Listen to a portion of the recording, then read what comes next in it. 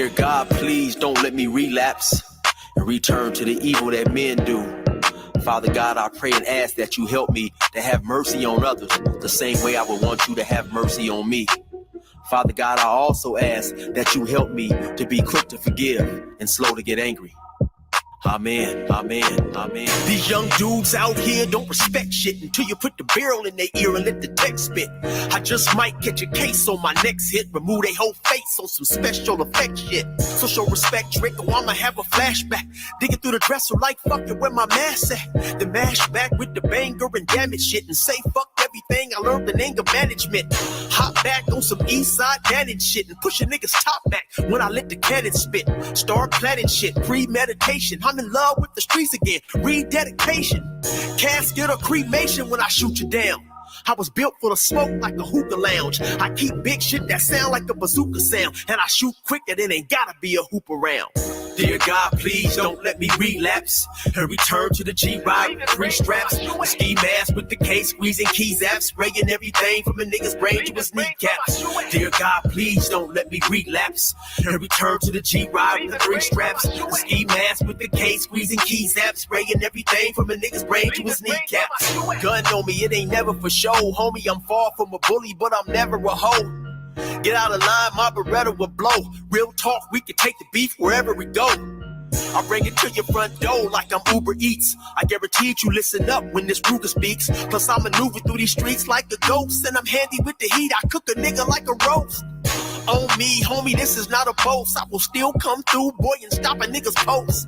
Play him close, man, Eric will ease it. Quickly off the waistband, man, and Eric will squeeze it. Leave you niggas laid out dead or paraplegic. Niggas playing in these streets while I'm very strategic. I come to your house dressed like the gas man. Shoot you 9 times, leave you stretched by the trash can. Dear God, please don't let me relapse and return to the G-Ride with 3 straps. A ski mask with the case, squeezing keys apps, spraying everything from a nigga's brain to his kneecaps. Dear God, please don't let me relapse and return to the G-Ride with the 3 straps. A ski mask with the case, squeezing keys apps, spraying everything from a nigga's brain to his kneecaps. I don't put shit on Facebook, I just holler in person. Put the pistol in your mouth while you holler in cursing. All that shit you kept rehearsing and put on your live. Got your clap with the big 4-5. You bitch nigga, if you tell me to pull up, I'ma do that. That nigga who was whooping first nigga that I shoot at. Ski mask on my face, bystanders be like, who that? I ain't with the talking, bitch boy, I thought you knew that. Leave his brains where my shoe at and bounce like I'm on a trampoline. Leave you laid out, nigga, like you camping on the scene. If you want something sweet, grab a peach or tangerine. Niggas won't smoke, well fuck it, I'ma let them handle steam. AR with the beam, you see the red dot? We tug on this trigger, nigga. It'll make your head pop. Blood pouring down to your shoes, call it Red Sox. Your brains hanging all over your shoulders like some dreadlocks. Expect the gang of dead off if they ever cross the line. The Lord said in the Bible, oh, revenge is mine. So I'm just trying to find a righteous path between the two. Before I lose control and do the shit I used to do. This being humble shit is new. I'm trying to turn the other cheek, but I ain't never been a bitch, so watch your mouth when you speak. Your mercy's what I seek, so I pray on bended knees. Don't let me get decayed with the extended clip and squeeze. Lord, please. Dear God, please don't let me relapse and return to the G-Ride with 3 straps. A ski mask with the case, squeezing keys apps, spraying everything from a nigga's brain to his kneecaps. Dear God, please don't let me relapse and return to the G-Ride with 3 straps. A ski mask with the case, squeezing keys apps, spraying everything from a nigga's brain to his kneecaps.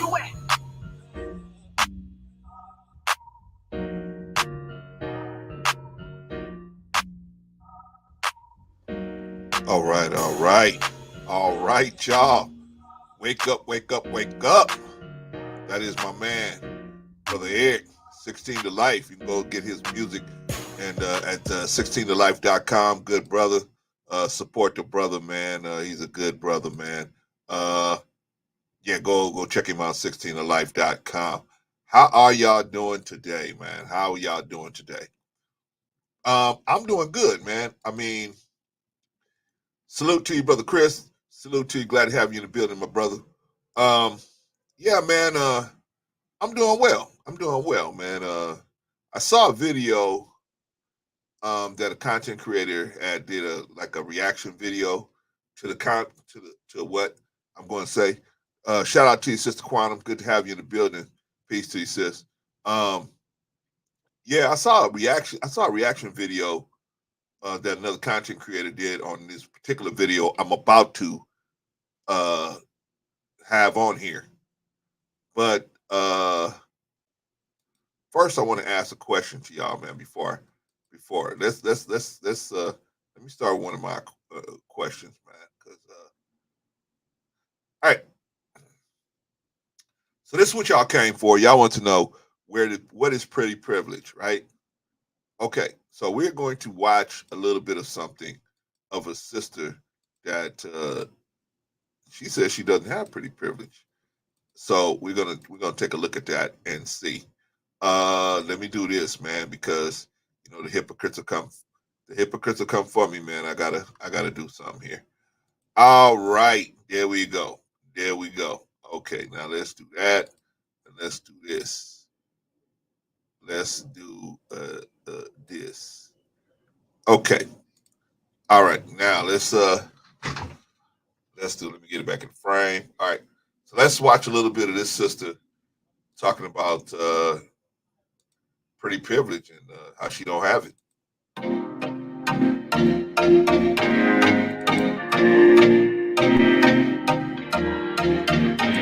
Hello YouTube, welcome to my channel. Today's video, I am going to be talking about a subject that enters my mind a lot, unfortunately. And I wanted to speak about it honestly somewhere because I feel like it's not popular to address it honestly. The subject that I'm talking about, if you saw the title of this video, is pretty privilege. And for anybody who doesn't know, the concept of pretty privilege is that you basically get treated better in life the more attractive you are. I think I've always been aware. Okay. Do we all agree that that exists? That does exist, right? Pretty privilege does exist, and but why? And where does it come from? Okay, let's do an analysis real quick. In the animal kingdom, there's no need for beauty. Why? There's no need for beauty in the animal kingdom. Why? Because everybody is a threat. Everybody is whoever's available to mate mates, and they mate with whoever's available. There is no pair bonding in most cases in the animal kingdom. Pair bonding is an anomaly, and in human beings, it is a social construct. It is not. You are not hardwired as an animal to pair bond. That's something you have to be taught and groomed into doing. Pair bonding meaning a monogamous state of relationship with someone of the opposite sex, right? That's something that you have to be groomed into doing as a human being because we have social boundaries, right? We have social norms and accepted ways of doing things, right? But the flip side of monogamy is you have to the flip side of monogamy is that there's always going to be competition on either side. When there's too many men, the competition for women becomes high. When there's too many women, the competition for men is going to be high. So, competition for getting in relationships with men is going to be high. So, whenever you have competition, you have to have whenever there's a big supply of a product, you have to have a way of determining what's the best product. How are you going to get the most bang for your buck, right? If I'm gonna be monogamous as a man, I know you as a woman already have a vagina. I know that. What else am I getting with this vagina? Well, if I go be with someone who is um, has a pretty privilege or a high beauty appearance, I'm also going to get a longer period of arousal as opposed to somebody who the beauty appearance is not that high. The arousal might not last as long, and therefore the relationship might not last as long. You follow? I may not want to continue the monogamy if the beauty if I'm not being aroused anymore. So far, so good. All right. So this sister, and of course she has came a long way. She's made other videos.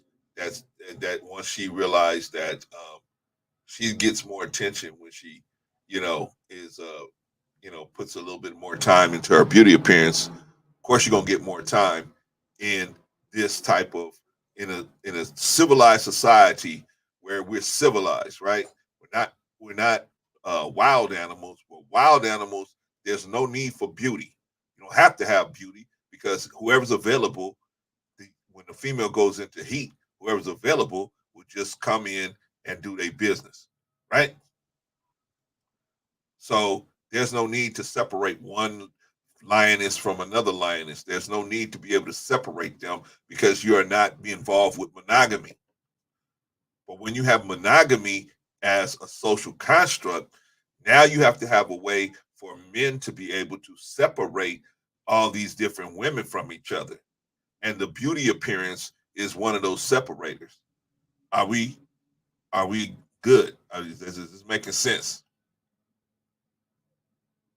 All right, so let's hear a little bit more from her, and then we'll go on because I got some questions I got to ask you guys, and you guys got to give me some answers.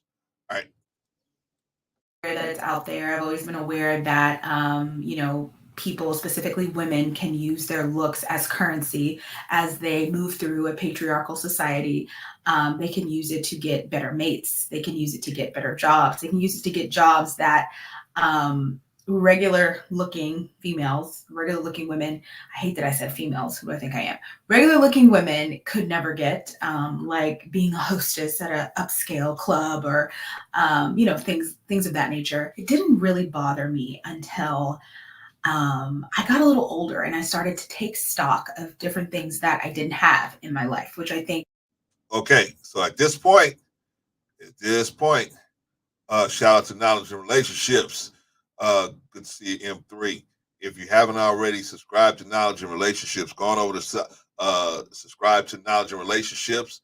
Check out their content, see if that's the kind of content you are willing to support. Shout out to the whole KNR family over there. All right. Oh, by the way, I was just on there about a couple days ago. They just did a video with me. Shout out to Knowledge and Relationships. Shout out to your brother. All right, so we see here she, you know, she she started out as a young girl bucking the system, right?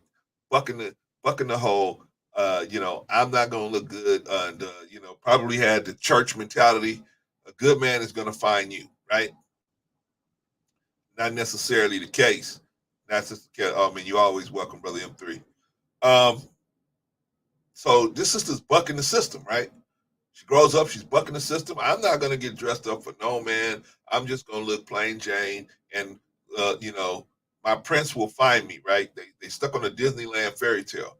My prince will find me. Not in a buyer's market.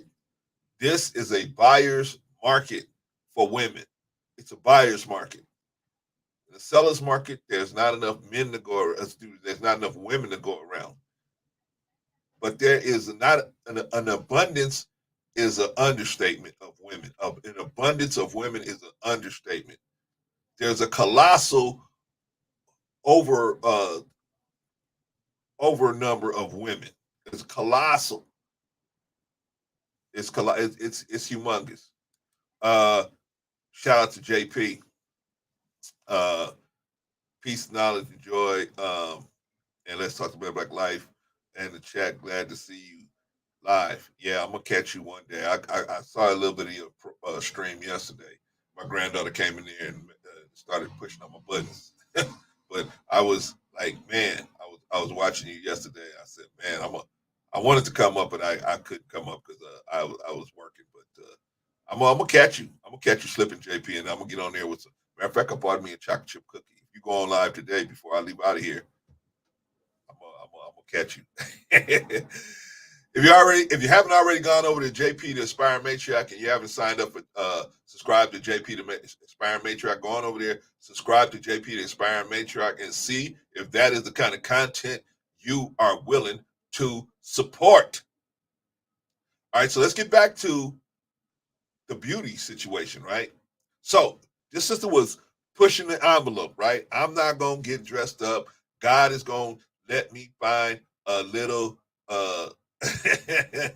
God is gonna let me find a man. God is gonna bring a man to me, right? God, what is gonna do? The cloud is gonna open up like an airplane, bomb hanger, and it's just the man is gonna drop down into your lap, right? I don't know how God is gonna deliver this man, right? Maybe it's a package, Amazon or something, right? I don't know, right? But anyway, God is going to somehow deliver this man that loves you for you, right? Not in the buyer's market.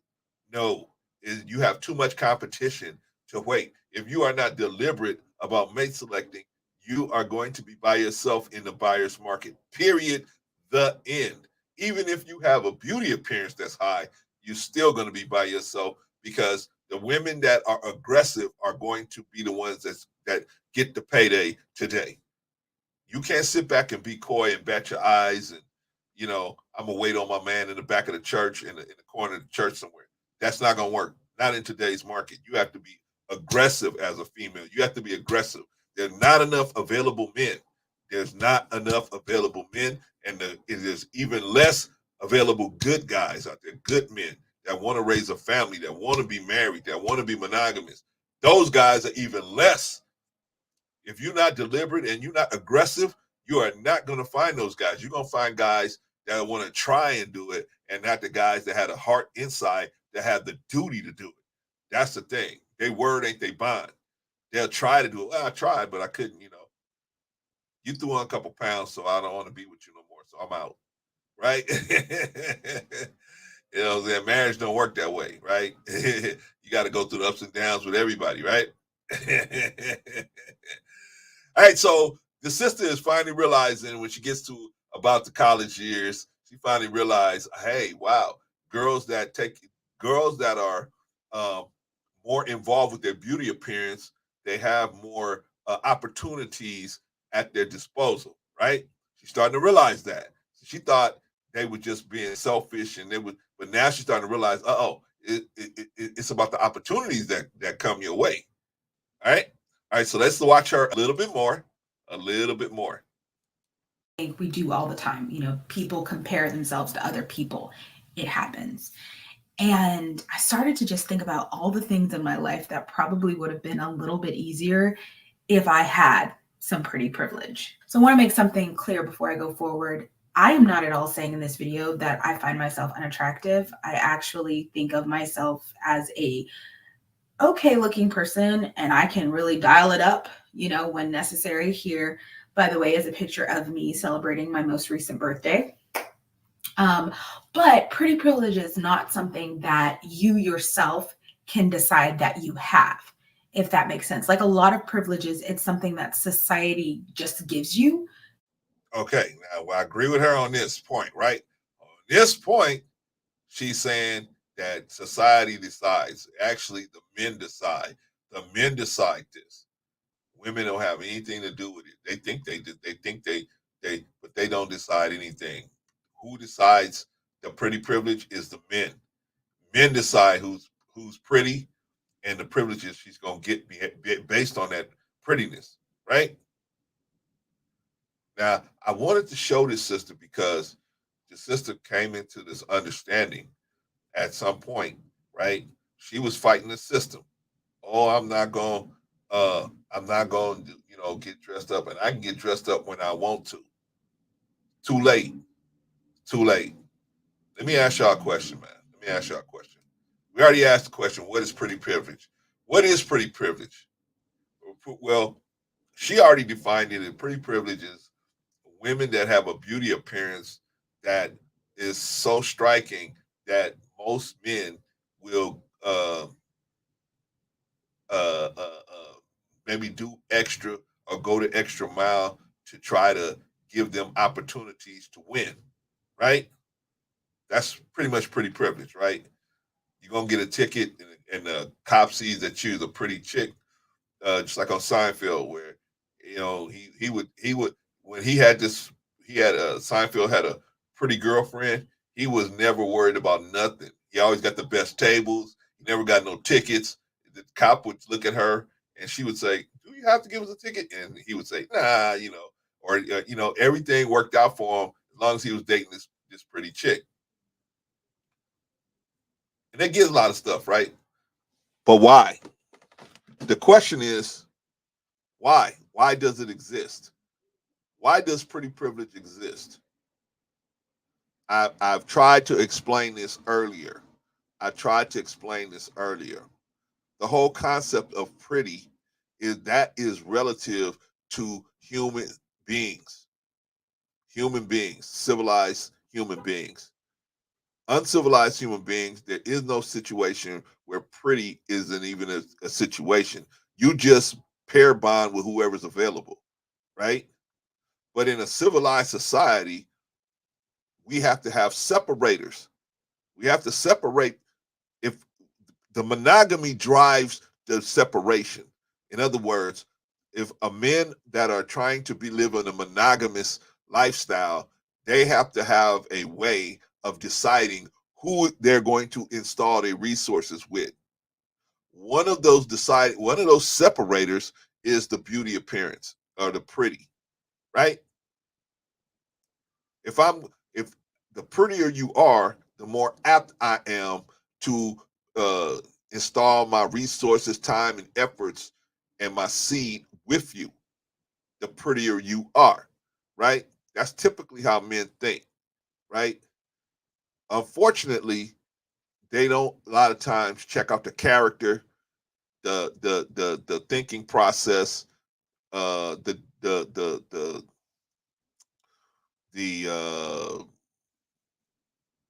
inside uh, way of being about duty when they have a duties and responsibilities, how they are with that, how what their word is like.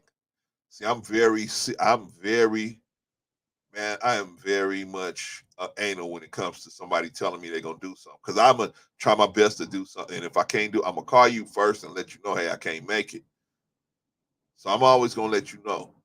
But people that don't do that, that is very bad, very bad. You putting yourself in a bad situation hooking up with people like that, right? In my opinion. So, why does the pretty privilege exist? The pretty privilege exists because beauty has come into civilized society as a separator, as an incentive for men to get involved with a monogamous lifestyle. Beauty is one of the uh, is a quote unquote benefit for being involved with the monogamous lifestyle. We as human beings, we're animals.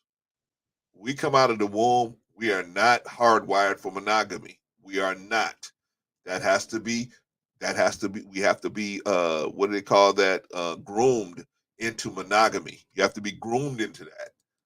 The average man, if the average man, if left alone, would have sex with as many women as he could run into that would be that were consenting, right? And in the animal kingdom, they don't even wait for consent, right? They don't even wait for consent. They just see somebody available, and if they even get a whiff that they might be ready, even though the female might not be consenting, but she might be, giving off the pheromones that she's ready. She might not be consenting, but it doesn't matter in the animal kingdom. They just aggress each other, right? We are animals as well. We have animalistic desires. And in a civilized society, we have to be groomed to accept social norms. You can't just see a woman on the street and just jump on her. You can't do that. Or you can't see somebody's daughter and just jump on her. Or you can't just do certain things, right? Because it's socially unacceptable. Now we in a social construct, right? Shout out to Osmosis. See you, man. See you in the building, brother. Thank you for stopping by. Man, I'm dumb. I was like, what? Why is this woman starting like that? But it's a pause video. Yeah, it's pause, man. I paused it for a second. Shout out to my sister OG Patrice in the building. Greetings and salutations as always, sis. Thank you for stopping by. Appreciate you. I know you're busy in the streets, Patrice. Thank you for stopping by and give me a little like or something. Appreciate it. Okay, so where was I? Oh yeah, we were talking about the pretty privilege and how it exists, how it even came into play, right?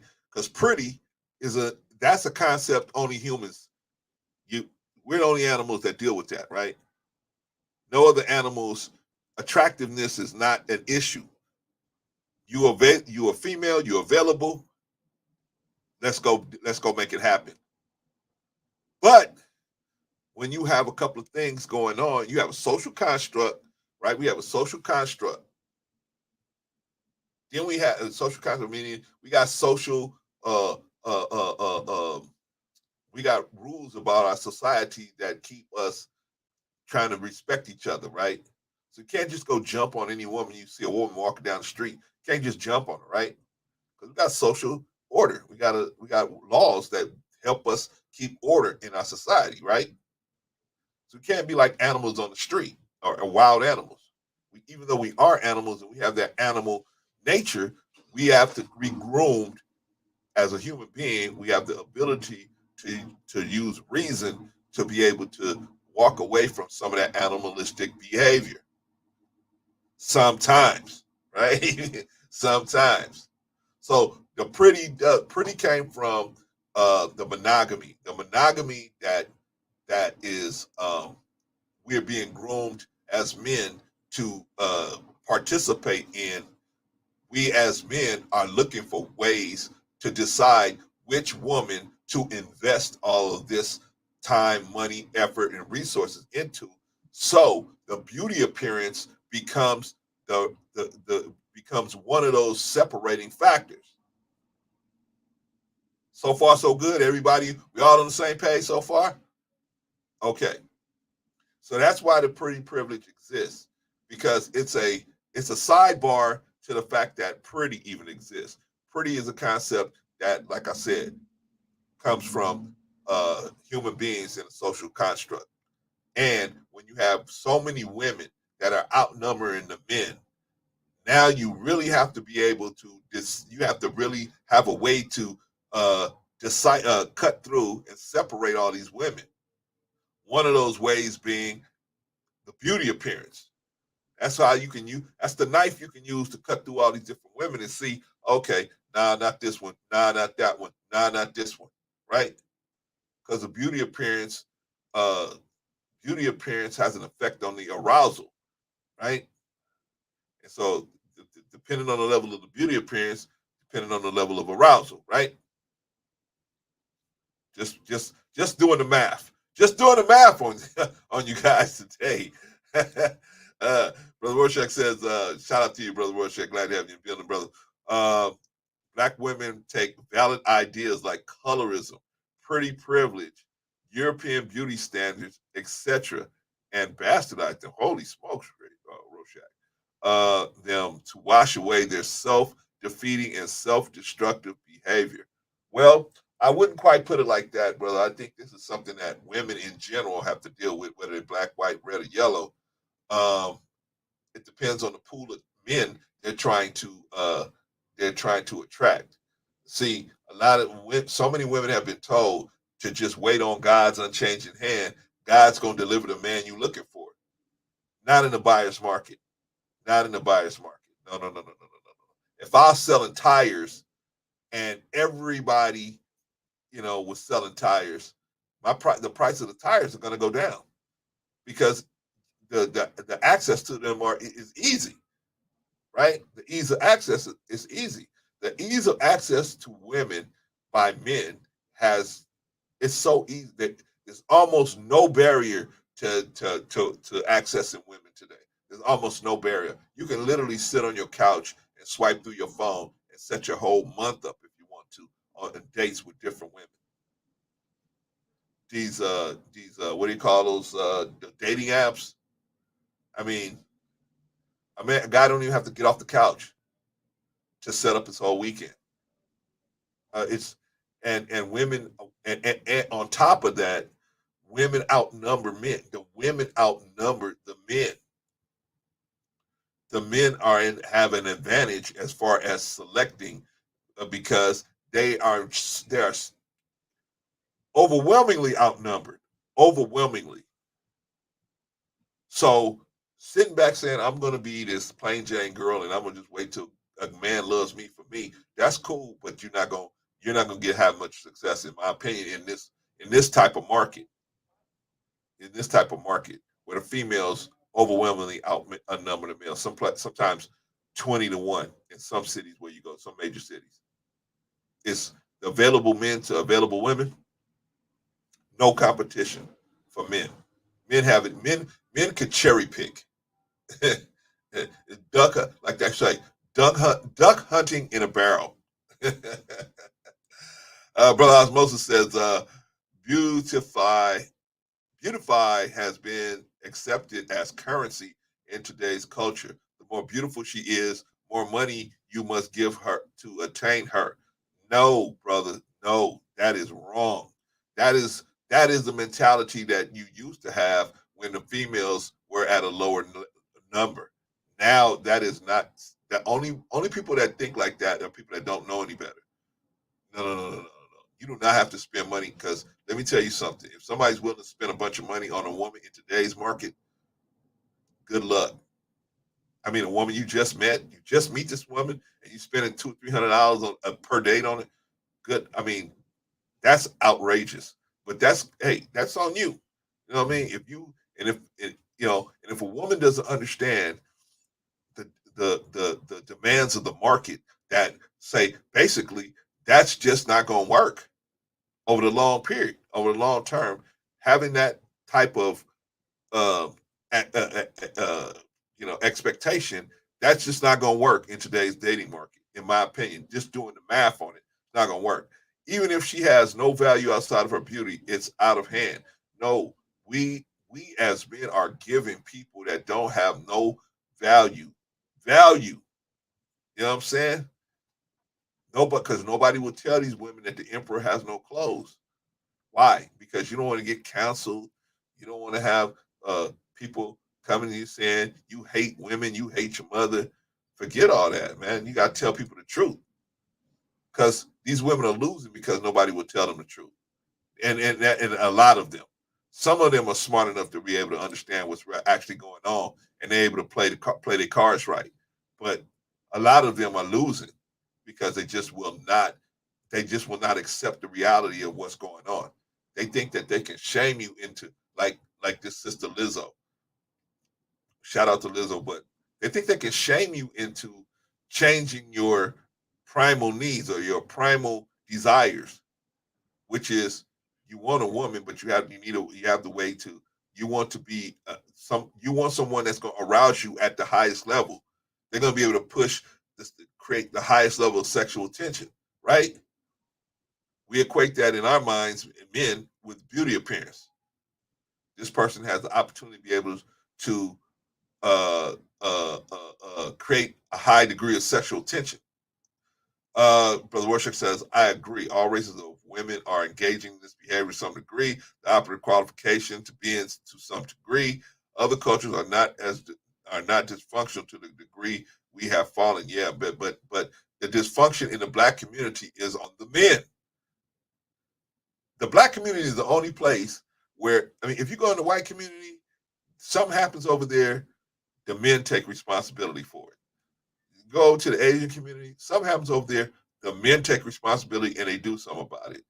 Go to the Latin community, the men take responsibility and they do something about it. The black community is the only community that when stuff goes wrong, they blame the women.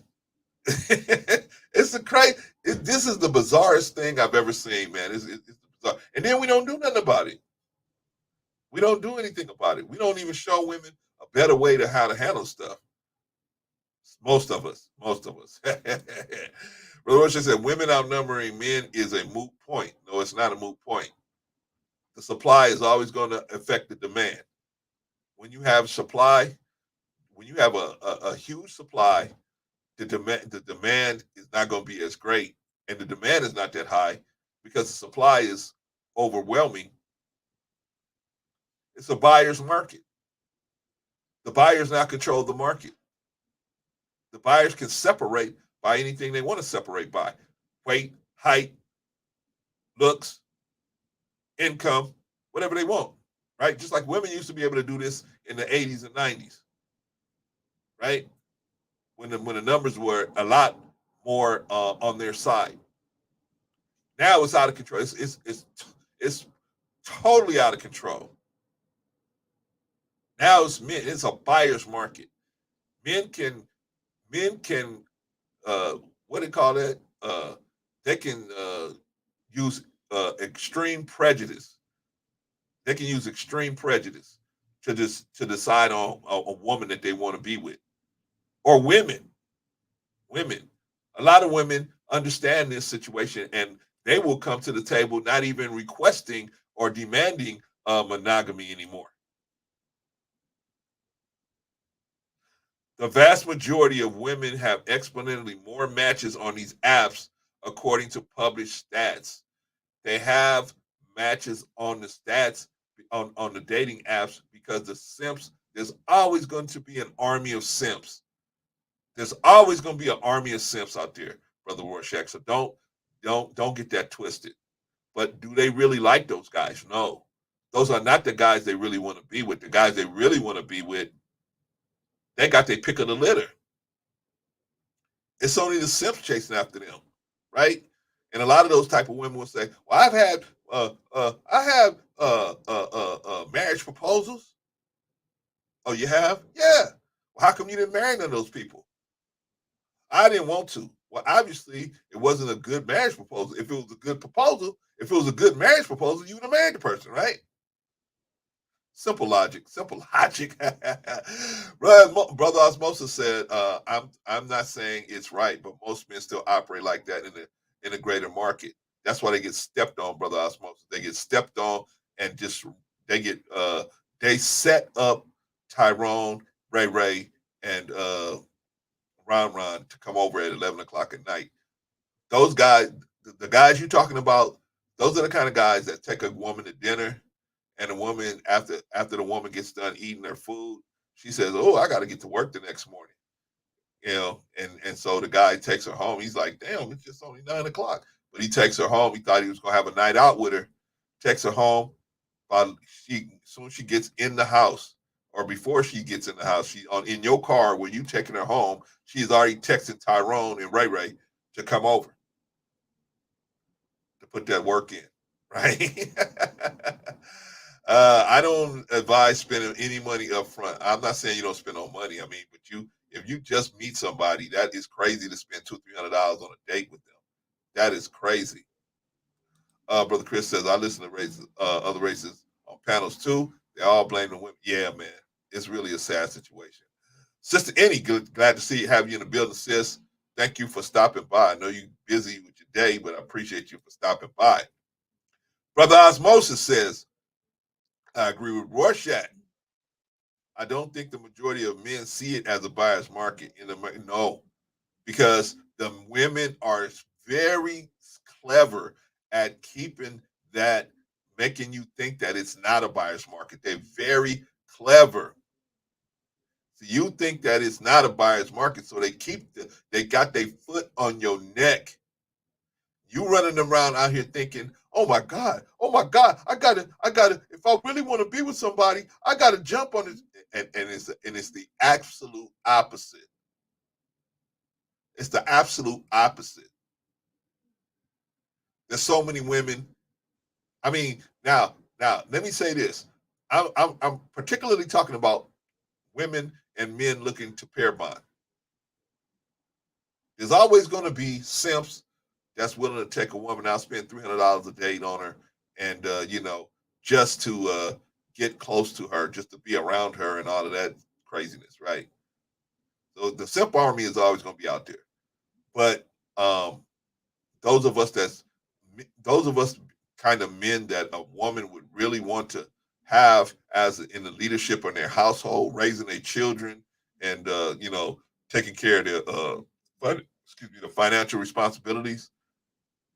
Those are not those guys. Those guys are just guys trying to get next to them. You know, they have various different ways where they try to get next to these women so that they can have casual sex with them, because that's their ultimate goal. Not so much they trying to pair bond with somebody.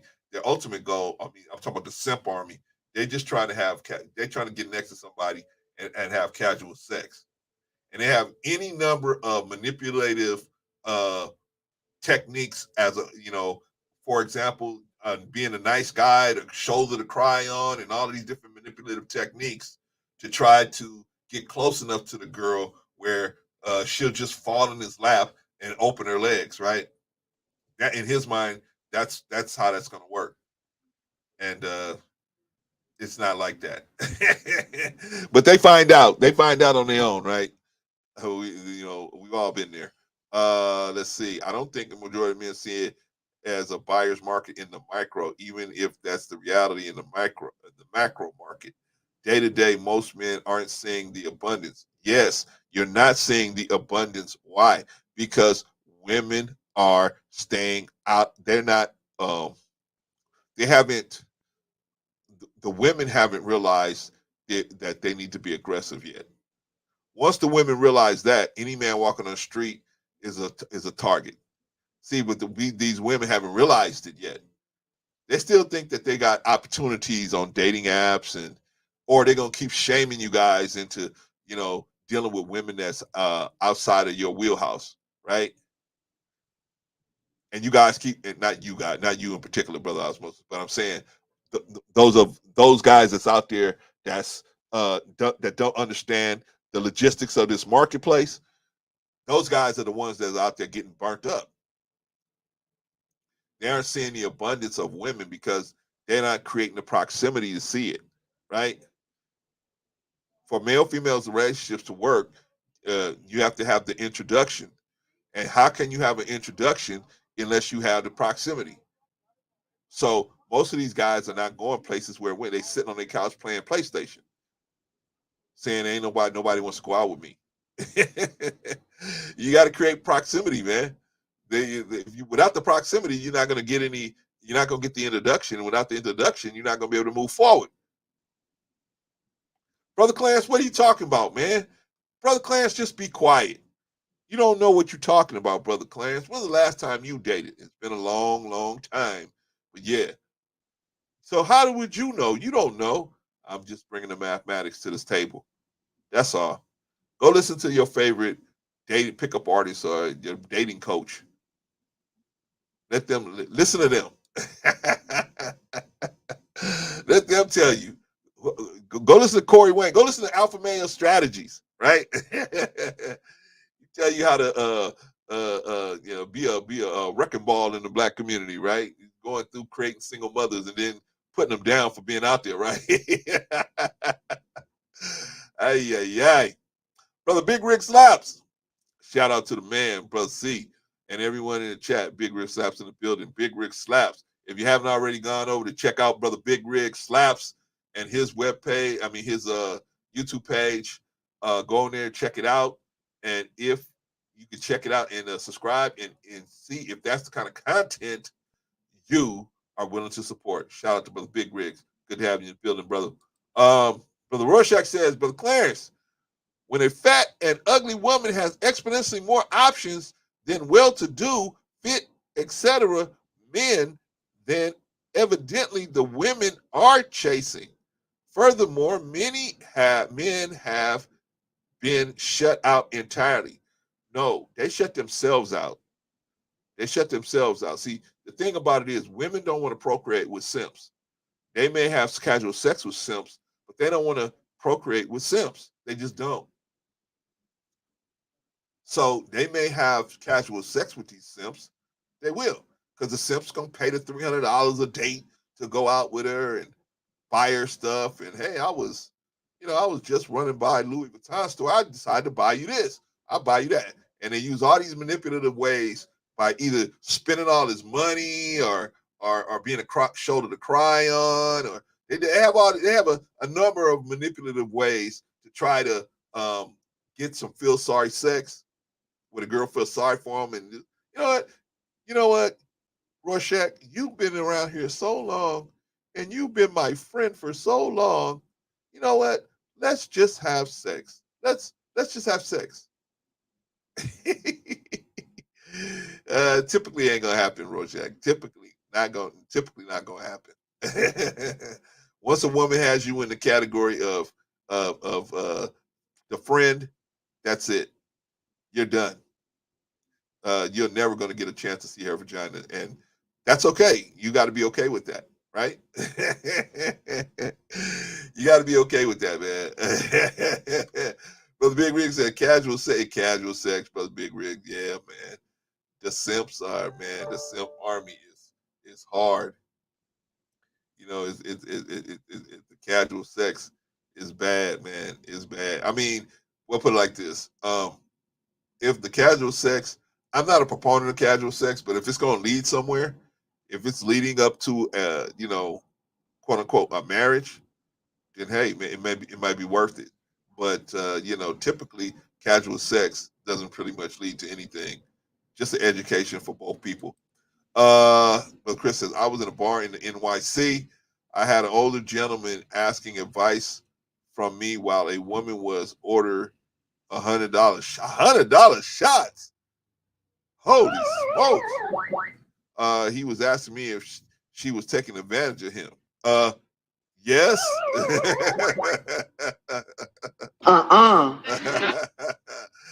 Older than me, I had to school him. Thank you, brother Chris. We got to school him, man, because the simps create a black hole in the market where women think that everybody thinks like that. See, they get the false impression that everybody thinks like that, and they don't understand that the majority, most men don't think like the simp army. The simp army has a certain way of thinking where they feel like the more money they spend, that's going to get them somewhere, and sometimes it does. Sometimes it does. So the woman reinforces to the simp army that spending money gets them somewhere, right? Because they get another date. I spent $300 on this date, so she said I'll get another date, right? You can't go lower. Once you spend $300, you can't go down. You can't say, "Hey, let's go meet at Starbucks." No. She's gonna cancel that date. Now you got to spend more. Set the bar already too high for yourself, right? You spend $300 on a date with your main squeeze that you thinking about. You're pondering whether you want to move forward into a matrimony with, right? All right, brother Chris says club promoter and obviously had the funds to make the shots happen. It was just eye opening to seeing firsthand how they get taken advantage of.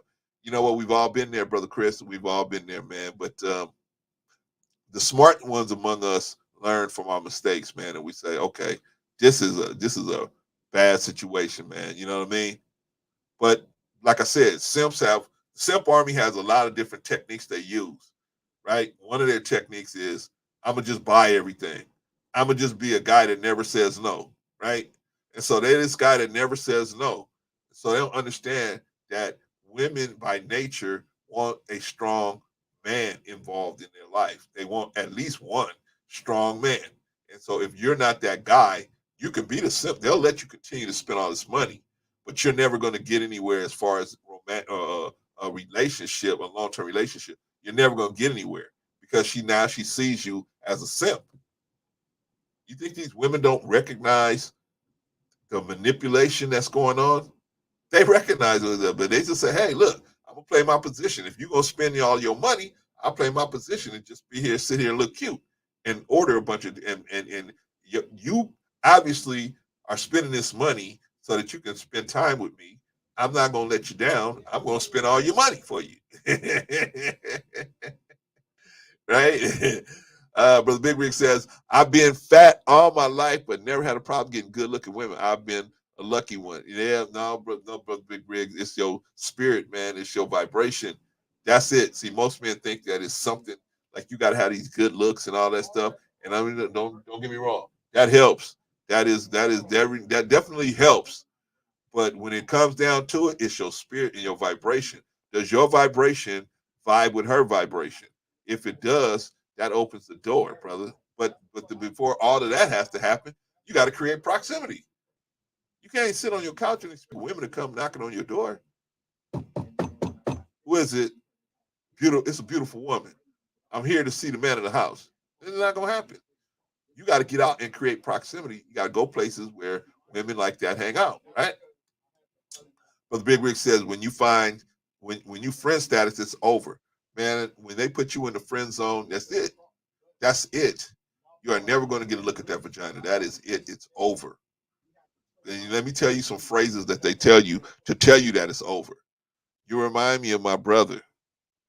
You remind me of my father.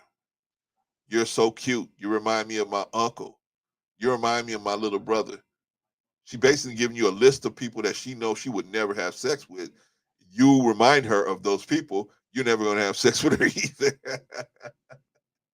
Or here's the real one. Here's the one. Here's a real dagger through your heart. You are my best friend.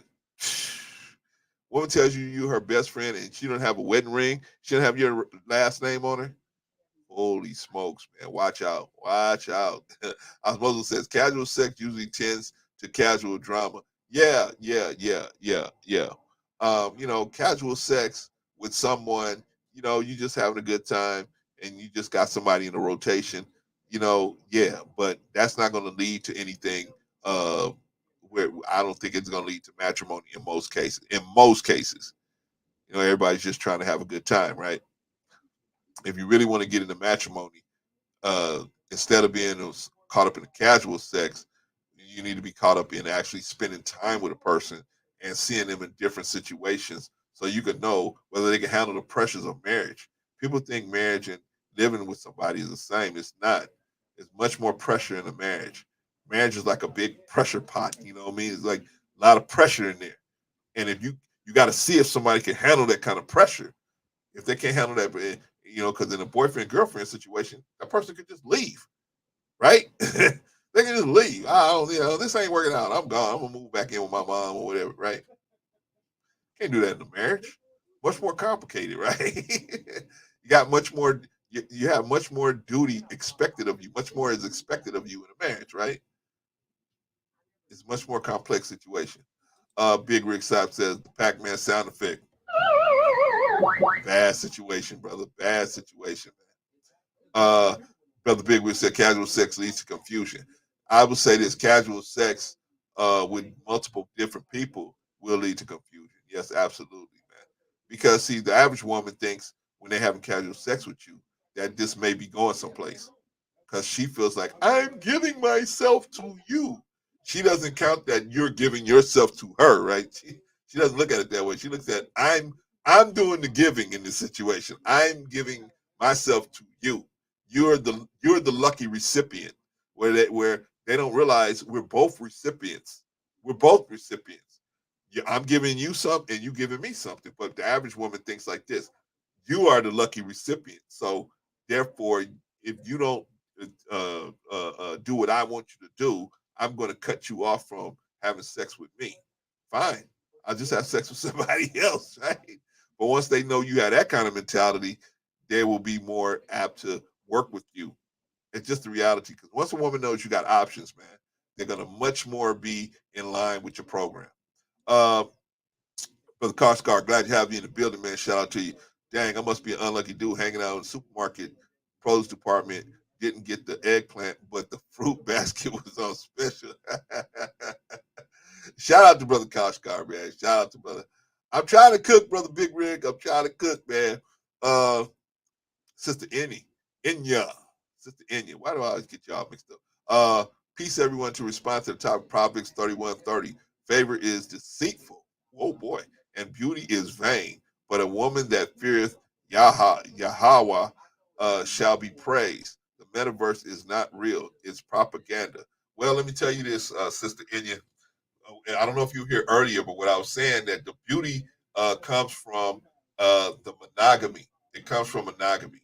When if in a social construct, uh, we are being as animals being groomed for monogamy, right? In the literature and writing and everything, we are being groomed for monogamy. We're in a social construct, we're being groomed for monogamy. Well, if I'm going to be monogamous, then I need to select someone to be monogamous with.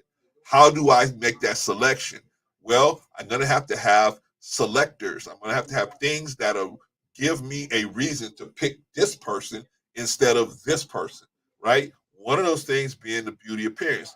I can now separate this group of people from this group of people so that I can decide, okay, why? Why is the beauty appearance one of the selectors? Why? Well, because in normal animals, we are animals, right? But in wild animals, there's no need for beauty. Beauty is unnecessary because whoever's available just has sex with whoever's around. Whoever's in proximity, whoever's available has mates with whoever's in proximity. There is no social order where the monogamy is something that is pushed upon. Very few places in the animal kingdom where monogamy is practiced. It's typically not practiced in the wild animal kingdom. But in human beings, in civilized human beings, monogamy is something we are groomed to do, right? Okay, so if we groom to do that, how do us as men separate which woman we're going to invest all our time and resources? The beauty appearance. The beauty appearance is one of the things that now, if we use only the beauty appearance, we're gonna have a problem.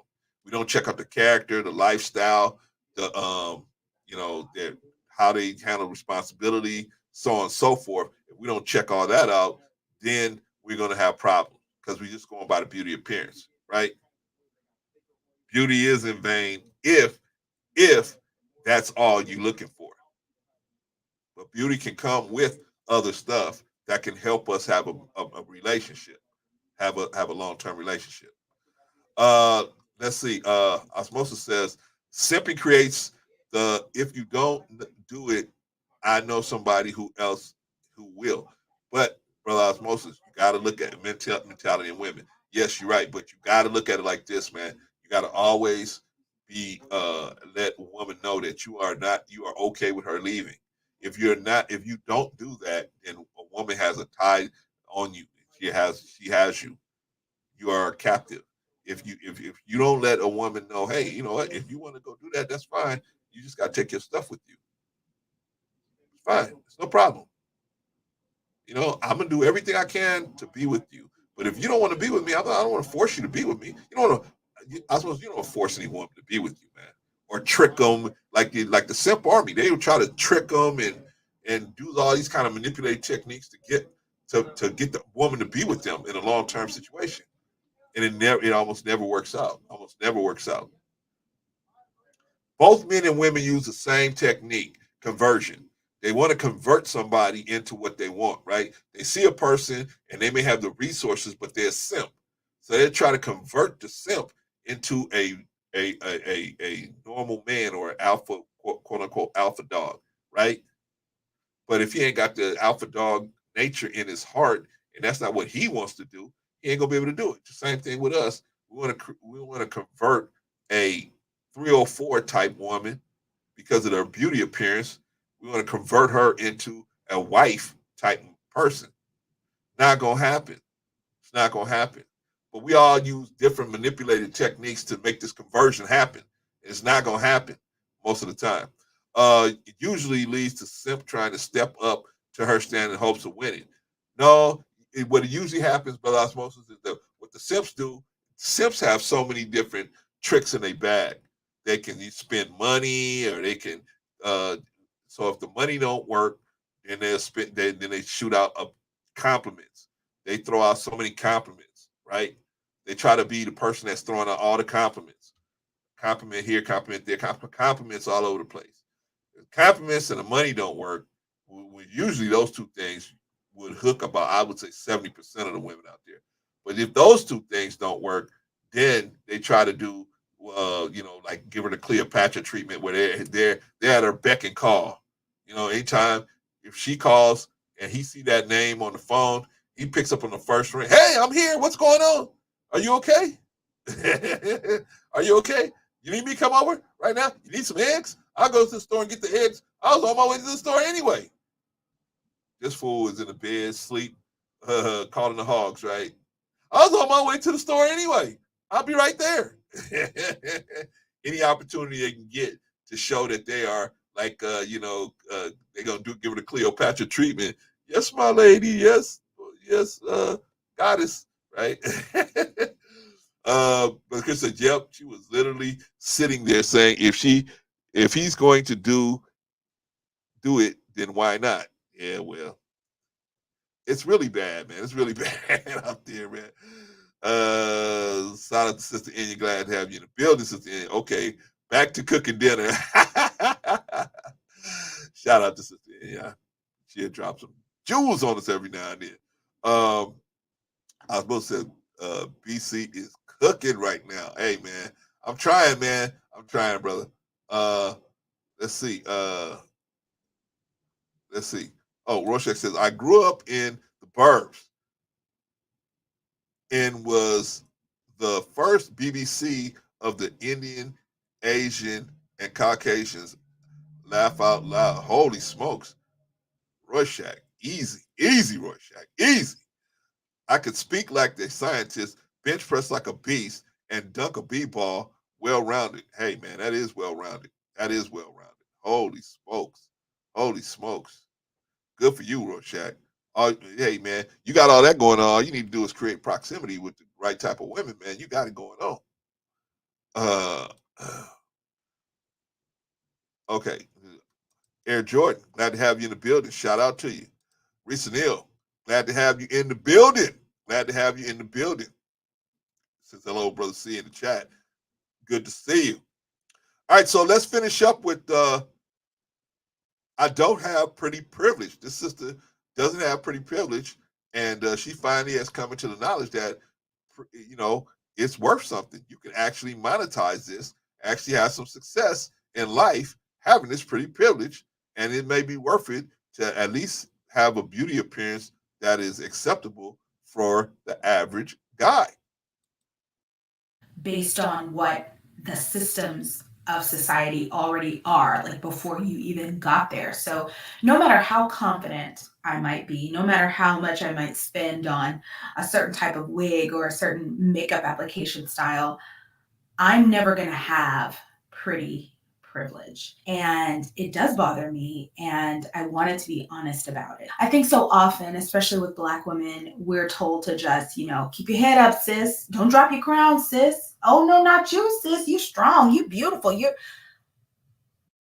Do you guys see this app right here? It's called Audible. There's actually a better way to make money on apps. But because of that, there's really no space sometimes just to say, ouch, like that hurts my feelings. It hurts that I'll never ... And especially for something as superficial as just. Okay, so she's saying it hurts. It hurts because I know I'll never have pretty privileges, right? Okay, here's the thing. See, we as men, we already know. We hurt all the time, right? We know. We look at a woman, we see already we're not going to be able to get involved with her. We're not going to be able to get involved with this woman. We got to just deal with it. Or she'll say, "You're short," or you have a bald head, or you have too much hair, or you don't have any tattoos, or you have too much tattoos, or whatever, right? Or you have this kind of car. I can't be with no guy with a car like that. So we know we get shot down all the time. We have to deal with the reality of all the time. But I think it's harder for women sometimes to deal with the reality of the reality. But the reality is actually there's so many things that a woman can do to improve her beauty appearance, at least from the outside. Nowadays, there's so many different things. But this sister's coming to the realization that you know being a plain Jane ain't cutting it. She's watching people that actually are invested in their beauty appearance zip right by her, right? And now she's saying, "Man, that's not fair," or whatever, right? But there is no such thing as fair in the dating market. There is no fair. There is no fair in love and war. There's no fair. There ain't no fair fights. You know what I mean? Either you're going to accept the reality and play the game based on the reality, or you're not, right? Or you're not. You can get left out in the cold. And then by the time you turn around, you're going to say, man, I'm left out in the cold. I should have played the game the right way. But it's going to be too late. Who's going to be left on the field for you, right? Third and fourth string guys, right? You out here, you want a first string guy, but you're not giving him a reason to select you. You're not creating a proximity, meaning that, like I said before in another video, I said that, you know, a lot of women don't know how to create proximity where they're close and they're around actually interacting with men that they're attracted to try to pull them into to try to get them to sell their wares, right? I'm a woman. I shouldn't have to sell my wares. You should be coming after me. No, that's only going to happen to about 23. After about 23 or 24, it's just too much competition. It's just too much competition out here. It's just too much. There's so many available women and not enough available men. So it's the men. If the men only realized the situation they were in, they would turn this thing upside down overnight. But they're constantly being told different ways of how to try to pick up women. Picking up women is totally unnecessary in today's marketplace. Why do you need to pick up women in a buyer's market? In a buyer's market, the women need to be coming and knocking on your door. Hey, I'm here. I'm contestant number 35. I'm contestant number 36. That's what needs to be happening. But because men are listening to these pickup artists, 37 different ways how to cold approach, and they're sending you out there to the slaughterhouse. They're sending you back on the plantation. You're free. You're off the plantation. You don't have to go and cold approach women no more. You don't have to do that. Only in very some select situations should you even have to do something like that. If you find somebody who really a person that you really want to create proximity to, yeah, you can cold approach them. But most women, you don't have to cold approach them. All you have to do is create the proximity. They'll cold approach you. They're going to be forced to. But these pickup artists push the simp economy, which is I gotta be around her and then start using manipulation techniques to get into the point where I can have casual sex with her. Okay, you guys can do that, but don't get mad when you always coming up with women that are not at the level that you want them to be at, because those are the only kind of women that's going to actually take the simp in, is women that's going to be using you, right? Man.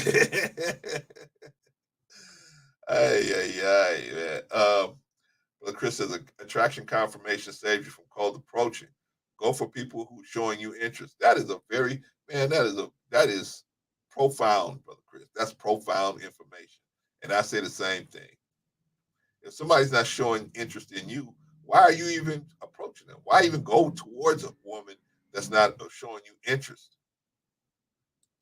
Oh, because she's so beautiful. Okay, well, if you cold approach a beautiful woman and she don't show you interest, just step. I would just step. Rejection is God's saving grace. Rejection is God's parachute on the off the plane, off the Hindenburg of love and romance. Rejection. Welcome rejection. Welcome rejection. Rejection is God's plan to help you. I know you guys don't see it that way, but I really wanted this woman. But God has to intervene for you because you ain't got enough sense to realize this ain't gonna work. This is gonna be a really bad situation down the road. God have to come in and interject for you because you just don't know what you're doing. But the car says this woman is a tad rusty in the Chrissy Hine brass in pockets attitude. Well, I'm just saying, she just realized, she's since done other videos where she has cleaned herself up and realizes that this look is not going to get it. Guys are not going to be.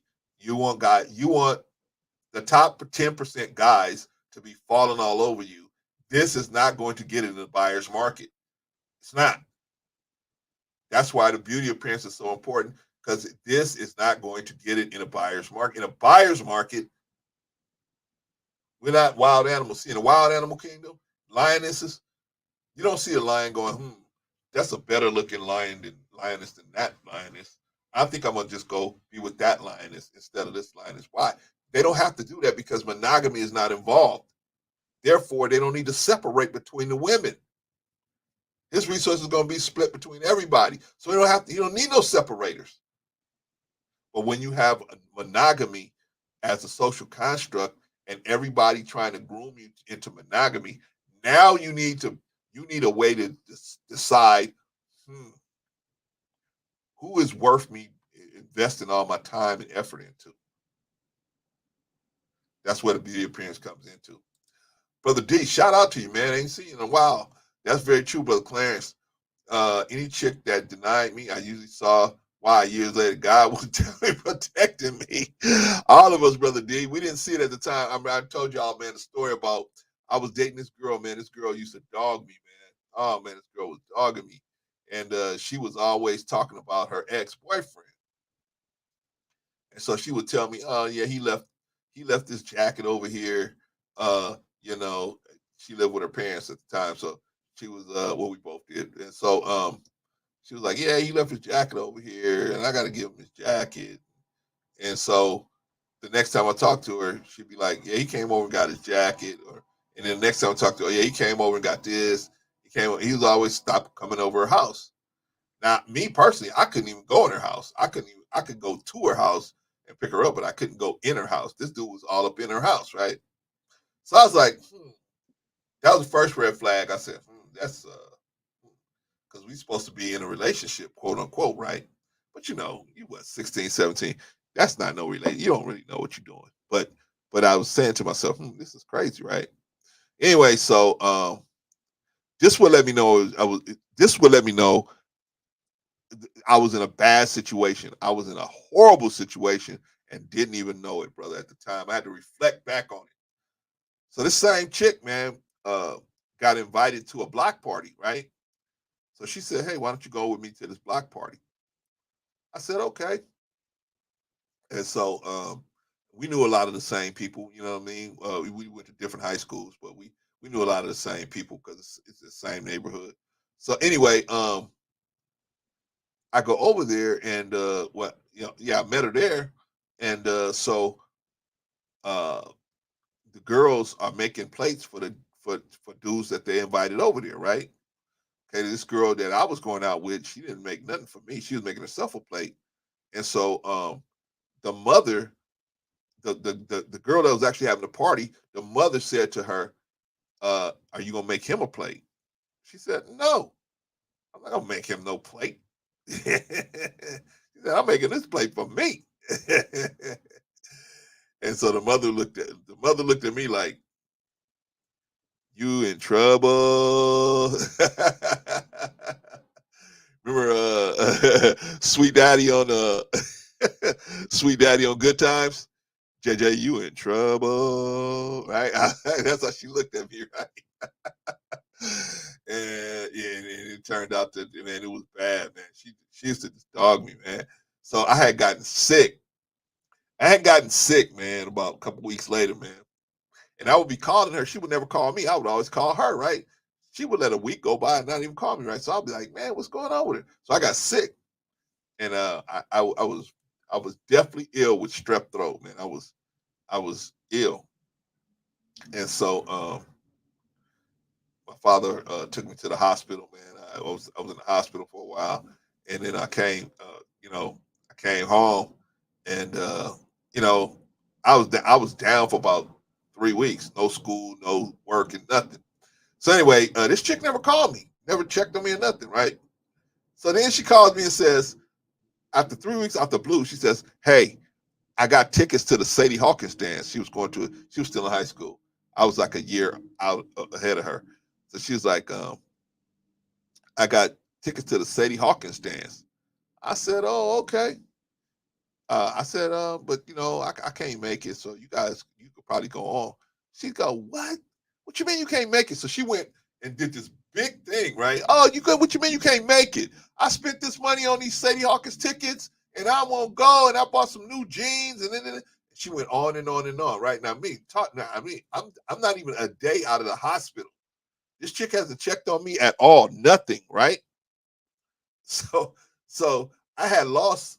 I mean, I went from 160 pounds to like 98 pounds in like 3 weeks. I was just that sick. I was just that bad, right? None of my clothes fit. Nothing happened, right? So I went down to that weight, and instead of her, I kept telling her, I said, "Hey man, I am not well. I don't. I'm too sick to go."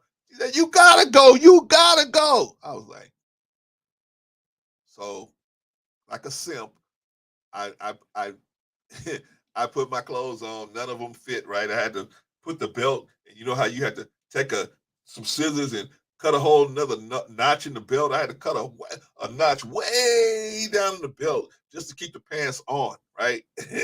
I had some corduroys. We talking about the '80s, brother. I had some corduroys. So I put the corduroys on. Right. I put the little sweater on and the shirt or whatever. Right. Go to the dance, and when she took one look at me and was, when I say disgusted, brother, she was disgusted. She was disgusted when she saw, because the last time she saw me, right, I was about 50 pounds, 60 pounds heavier, right? So when she saw me, she was like, oh my God. I was emaciated. I wasn't even eating solid food at that point, right? I think that dance was like, I got out of hospital, I got out of hospital, I think on a Thursday or something. The dance was on a Saturday. I think I wasn't even 2 or 3 days out of the hospital. And I tried to tell her I can't even move. I can barely walk. I have, my muscles were all gone. Everything was gone. I had to build all that stuff back up, right? So anyway, I go to the dance. As soon as I walk through the door, man, she sees me. She is disgusted is not even a word. I would disgusted is a mild word for what she was when she saw me, man. So she saw me. She's like, what are you doing here? I said, you told me you had tick. I tried to tell you I was sick. You told me to come and you wanted me to be here. She said, man, just sit down right here. And I don't know if you guys ever saw a movie called Napoleon Dynamite, right? Remember in Napoleon Dynamite, he takes the girl to the dance, and they just leave him there. That's exactly what happened to me. She just left me there. Her and her friends just left me there, right? Yeah, the Sadie Hawkins dance, gosh, car. So they left me there, right? So I'm sitting there like, damn. I finally realized about maybe 11, 12 o'clock that they're gone. She's gone, right? I'm sitting there waiting for her to come back like a super simp. And finally it hit me. See, hey, Koshgar, this is before cell phones, BC, before cell phones, right? So you can't tell somebody, hey, if you don't talk to them, then they don't know what's going on, right? So I'm sitting there waiting on her like an idiot. I'm sitting sitting in the chairs, waiting on her, at one of the tables or whatever, and she never shows up or whatever, right? And I let me show you how much of a super simp I was at the time, man. I was such a super simp. I didn't want to leave the table, right? I was like, no, she might come back, and if she don't see me here, then it's gonna be a problem.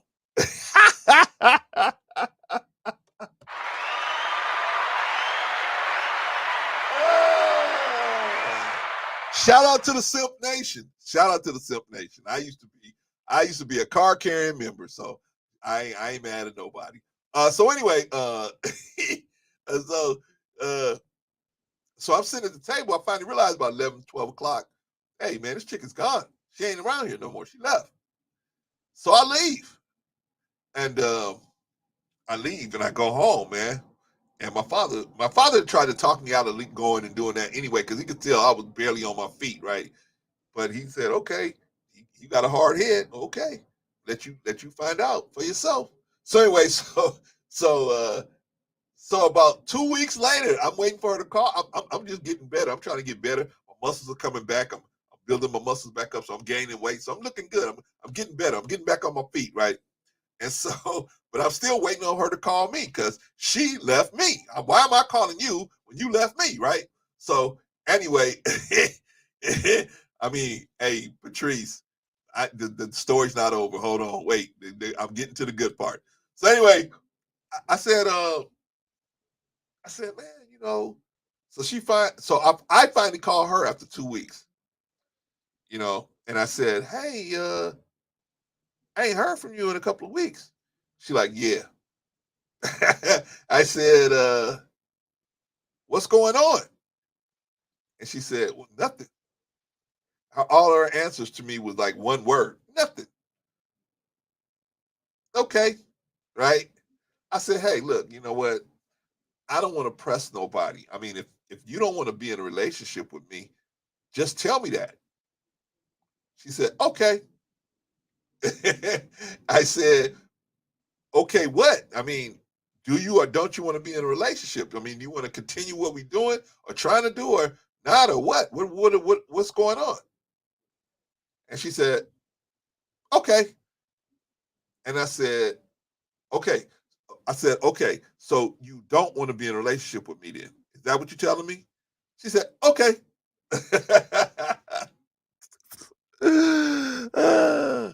Oh man, I said, oh, okay, so you trying to tell me you don't want to be in a relationship with me? She said, I guess so. And then she hung up. Click. So me being in the simp army, I was like, well, let me call her right back because maybe she was just mad at me. But something in my head said, don't call, because this is actually for good. If she's willing to do you like this and she cutting you a loose, it's only gonna get worse from here. So I fought the simpness and didn't call her. I didn't call her. Now at the time, she was nice looking sister. Nice looking sister. Not bad. I mean, nothing to write home about, but definitely attractive sister. Um, so I said, man, wow. So I just moved on with my life, right? Moved on with my life. Never saw her again for about maybe 30 years.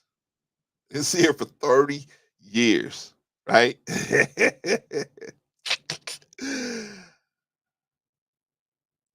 You guys know I'm in the nation, right? So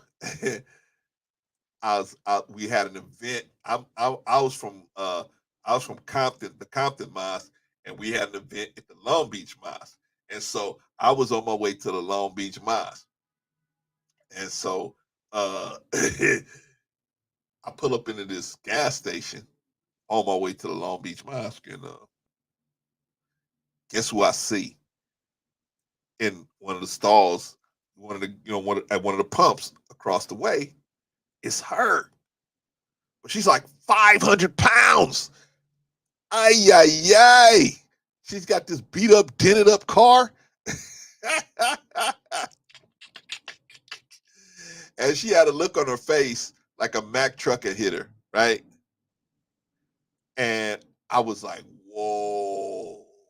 I was like, man, I would have been in that situation. Holy smokes. I would have been dealing with this person. Man, she did not look well at all. And you know what? Let me tell y'all. So I didn't want to embarrass the sister by,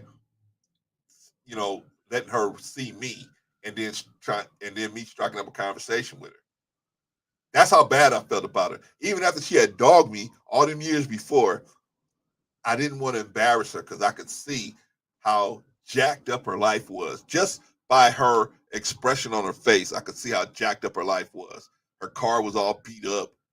And I think she had some baby seats in the back. I said, oh my God. So what I did was I waited. I waited till she pumped all her gas and got back in her car, shimmied back in there and squeezed herself back in there and, and drove off.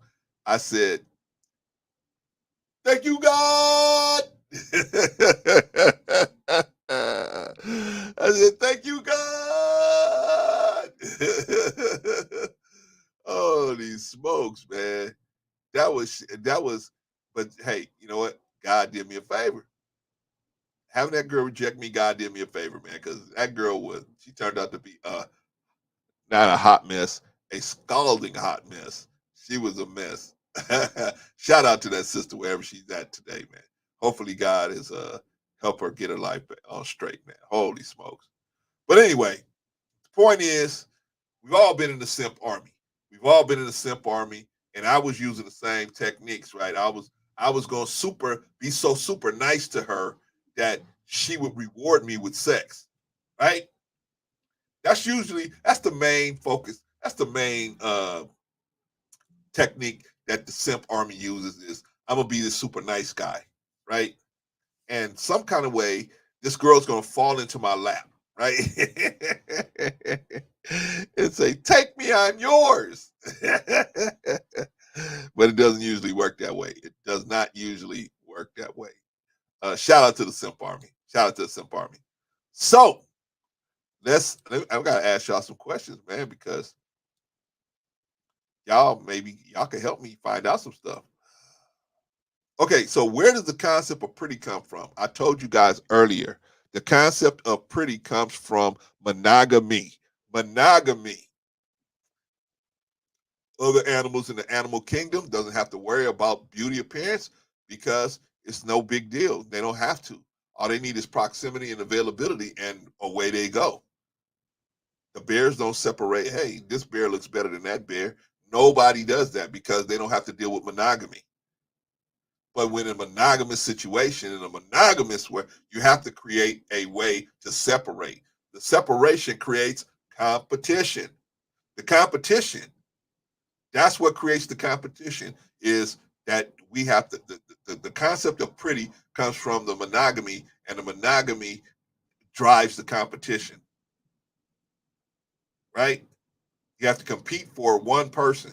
You have to compete for this one soulmate that you're looking for so that you can invest all your time and money and resources into, so that therefore you have to have a way of separating these people. One of the ways you separate them is their beauty appearance. See, in the real animal kingdom, it don't work like that. See, if we didn't have monogamy and you could just have sex with anybody you want, there would be no need for beauty. There would be no need for a beauty appearance.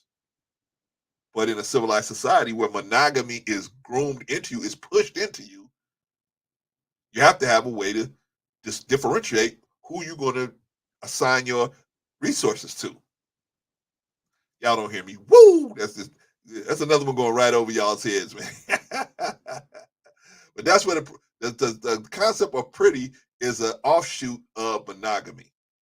Monogamy is the reason why you have the beauty appearance or pretty or that situation because of the monogamy. Monogamy. Pretty is a side effect of the monogamous nature that is being pushed onto you. The monogamous social construct that's being pushed on you.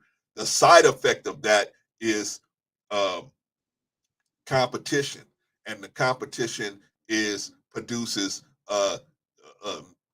drives the separators, and one of the separators is the beauty appearance. We good so far, y'all? We good. All right, let me ask you question number 4. This is a tough one.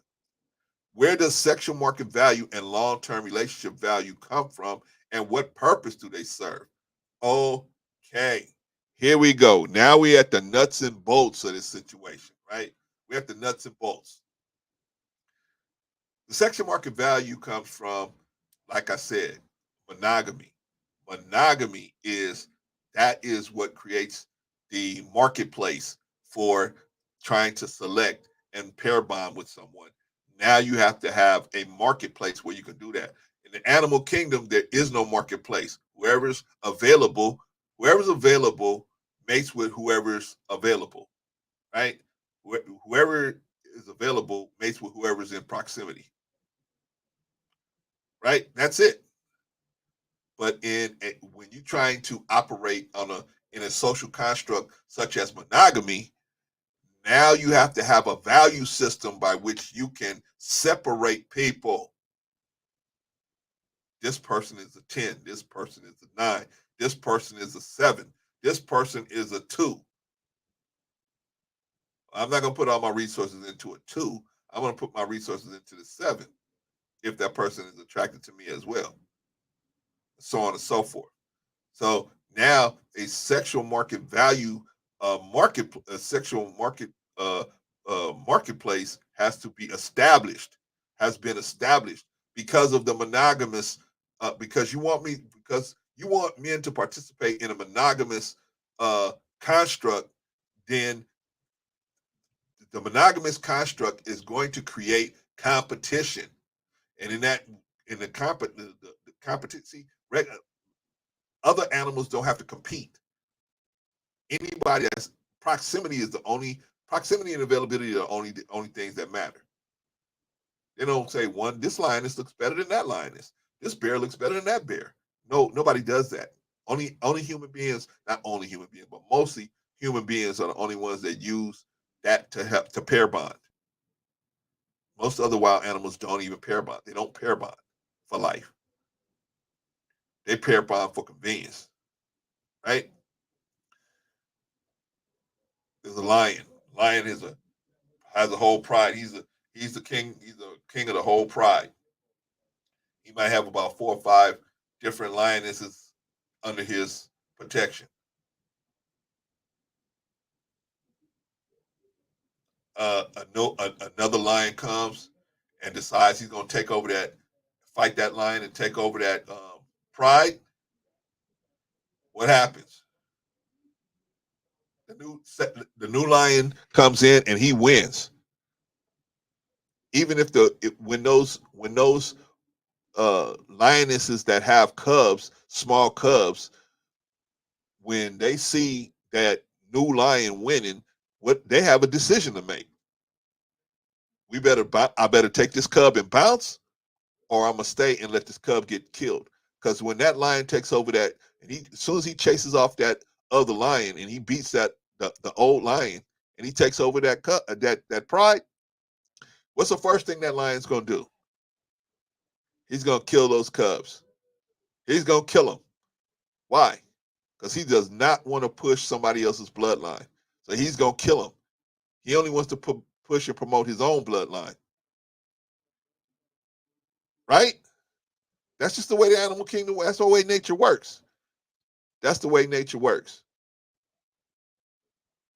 We don't have to deal with that. So there is no monogamy, right?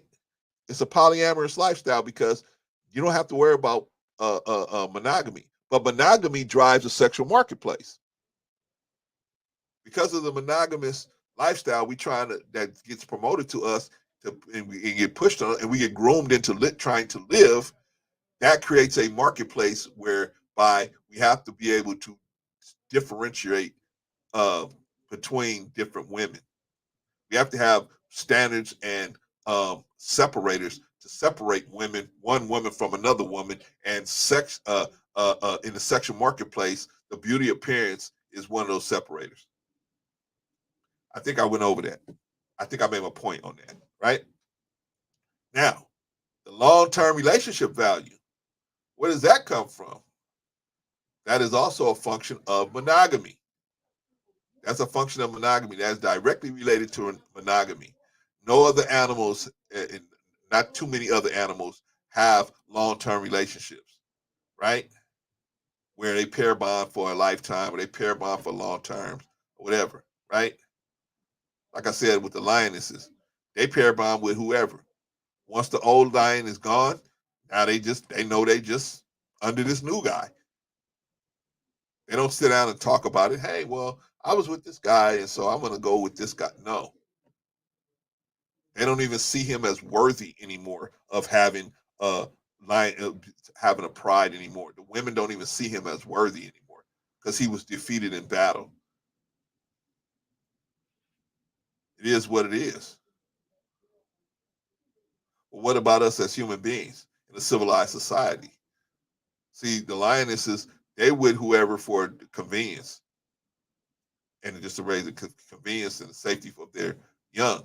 But now in civilized human beings, we are encouraged to have long-term relationships. This is very difficult Long-term relationships are very difficult to maintain, to get into and to maintain, and then they're very difficult to get out of. So why get into a long-term relationship? What's the point? Long-term relationships are for us that want to get to create heirs. We have we have created some type of wealth. We want to pass this wealth down to some heirs. So you get into a long-term relationship with a woman so that you can bear children and have heirs, and you can raise those heirs right from your own home. You can give them your thinking process right straight from your mouth because they live with you. I know I'm just talking crazy. I'm talking crazy. Hey, maybe I should be like your uncle. You gotta have hero, and then you have sex with somebody. You have sex. Ain't no how value man gonna have sex with you and be with you if you ain't having sex with him. Ain't no how value man gonna be with you if you ain't having no sex with him. Shout out to your favorite uncle. Shout out to your favorite uncle. All right, so let's long-term relationship value. Let me finish that before I go to the chat. Uh Long-term relationship value. That's important because that's what men look at when they just try to decide whether you as a female are worthy of them even getting involved in with pursuing a long-term relationship, right? Men see you. You ever seen that movie Terminator? And when he's looking around, and all of these different things on his screen in his eyes, threat assessment, low, risk assessment high or whatever, right? You know what I mean? So that's what men are doing. Men in their head are saying to themselves, when he first see you, he say, "She look good. He looks good." Then you go to yourself. Then you start talking. Bro, man, bro. She start talking, right? Bro, let me tell you something, bro. Let me tell you something, bro. She talked like a man. She got this masculine framework, right? You're like, ooh, oh, yeah, yeah. And so her sexual market value start dipping, and her relationship value, her long-term relationship value start dipping. Now, once the long-term relationship value is low, and the sexual market value is low, then he only see you for one. He only got one use for you. He only got one use for you, and that's pumping and sweating in the shed. Now, there's some things to get that long-term relationship value high, and one of the things that you can use to get the long-term relationship value high is your own femininity. You can use your femininity to draw out his masculinity, and that wheel will keep rolling on its own, right? Your femininity will keep his masculinity coming, and his masculinity keep your femininity going. And when you have that going on, then it's a wheel that always turns. It's always turning. But when you have a masculine man and a masculine female, that is a hard place to be. Now, the purpose that sexual market value serves is it gives an approximate indication of the worthiness of the female in terms of an arousal factor uh, long term, right? And then the long term relationship value is pretty much a lot of other things that are thrown on the plate. But most men want to know, hey, if I can be aroused today, can I be aroused tomorrow with this person, right? If the arousal's not there, if you just aroused for, I'm just looking at her and I just want to hit it and quit it, you have a low sexual market value. If your sexual market value is high, he want to continue having sex with you. That's a generalization. Now, the thing is, what you want to do is have a high sexual market value and a high long-term relationship value, and then you can start creating proximity to the kind of guys that you might be attracted to, and then they will see your high sexual market value, your high long-term relationship value, and they become interested in trying to pair bond with you. This is how it should be happening. But how is it? What's really going on is the feminist movement of today has told women that to reject the notion of sexual market value, to reject the notion of a long-term relationship value. These are values that men consider as soon as they meet you. Within the next first 2 seconds they see you, they determine your sexual market value, and then from the probably the first 10 seconds that you open your mouth, they determine your long-term relationship value based on some of the things you might say, right? And these things, these two values serve a purpose of monogamy. They assist men in trying to determine whether you're the person that they want to be monogamous with. Does that make sense? Oh, brother Clarence, what you know? I know you go get the kosher clinician, right? The kosher clinician. Hey, go get the kosher clinician. What I want to tell you is, I want to tell you that there's black men need to go overseas and get women. They need to go overseas and get women. That's what you need to do. See, you need to go overseas and get women. There's many men. I worked in group homes. I worked in prisons, and so I know that many men need to go. Black men need to go overseas and get women. That's gonna solve all their problems. See, black women in America have all these problems. So black men need to go overseas and get women. Go to Brazil and get women. Go to Thailand and get women. Shout out to your favorite clinician. Shout out to your favorite clinician. I'm just messing with y'all. Know I ain't got no sense. Let me jump back in the chat real quick. Brother Kashkar says, my info says African lion females run the pride. Man, no, they don't, Kashkar. The man runs the pride because they'll as soon as they make that kill, the women go out and make the kill. But as soon as they make that kill, guess who strolls up and gets first dibs on everything, even though he didn't do none of the work. Right? He didn't do none of the work. Guess who gets first stab at the buffalo meat? You know what I'm saying? So no, lion, the lion, the male lion is definitely the leader and in charge. Absolutely. Roger said, Coach Clinton is on point. Black men who are seeking long-term relationships be best to prove their fitness, money, etc. Then move into greener pastures. I want to tell you right now that I think that I want to tell you that I think that black men should go to Brazil. They should go to Thailand. I know what you need to do. You need to go to the Philippines. Black men, that's what you need to do. You need to go out of the country. Go out of the country and get your wife. But black women in America, they ain't no good. You need to go out of the country. But but you taking the same problem you had with the black women out here, out there. The issues that you have with black women in America, you taking that issue out there with you to Brazil. You taking that issue out there to Thailand. You taking that issue out there to the Philippines. Shout out to the travel hopping brothers. Shout out to them. Shout out to them. Brother Kaka says the hyenas. Yeah, man. See, somebody got to protect you from the hyenas. That's the big dog's job, right? That's the big lion's job, protect you from the hyenas. Where they just look at that dude and say, you know what, he ain't even worth it. That ain't even worth it to go over there and mess with them. Ay, ay, ay. Okay, so where was we at, y'all? Where were we at? Let me take on these comments down.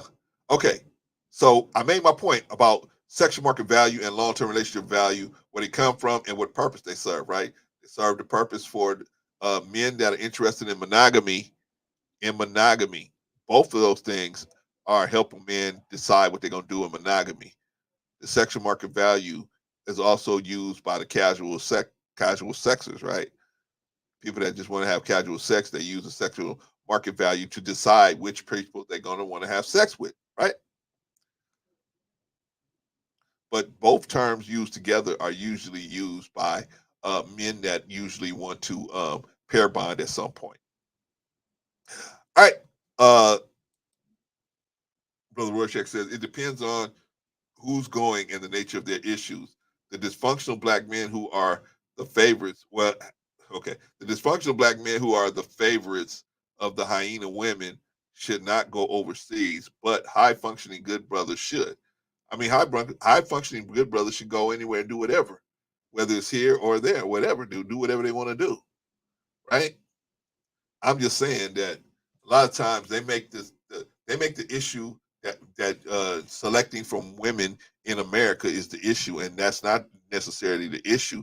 The issue is the issue that they have some issues, whether it's the vetting process, whether it's the addressing the red flags, whatever the issue is, they don't do those things, and then they think, okay, I'm going to go and fly over to the Philippines and there won't be no red flags over there. I won't have to address any red flags because the women be so grateful to be with an American that they won't have no red flags, or they'll deal with their own red flags. That's not realistic.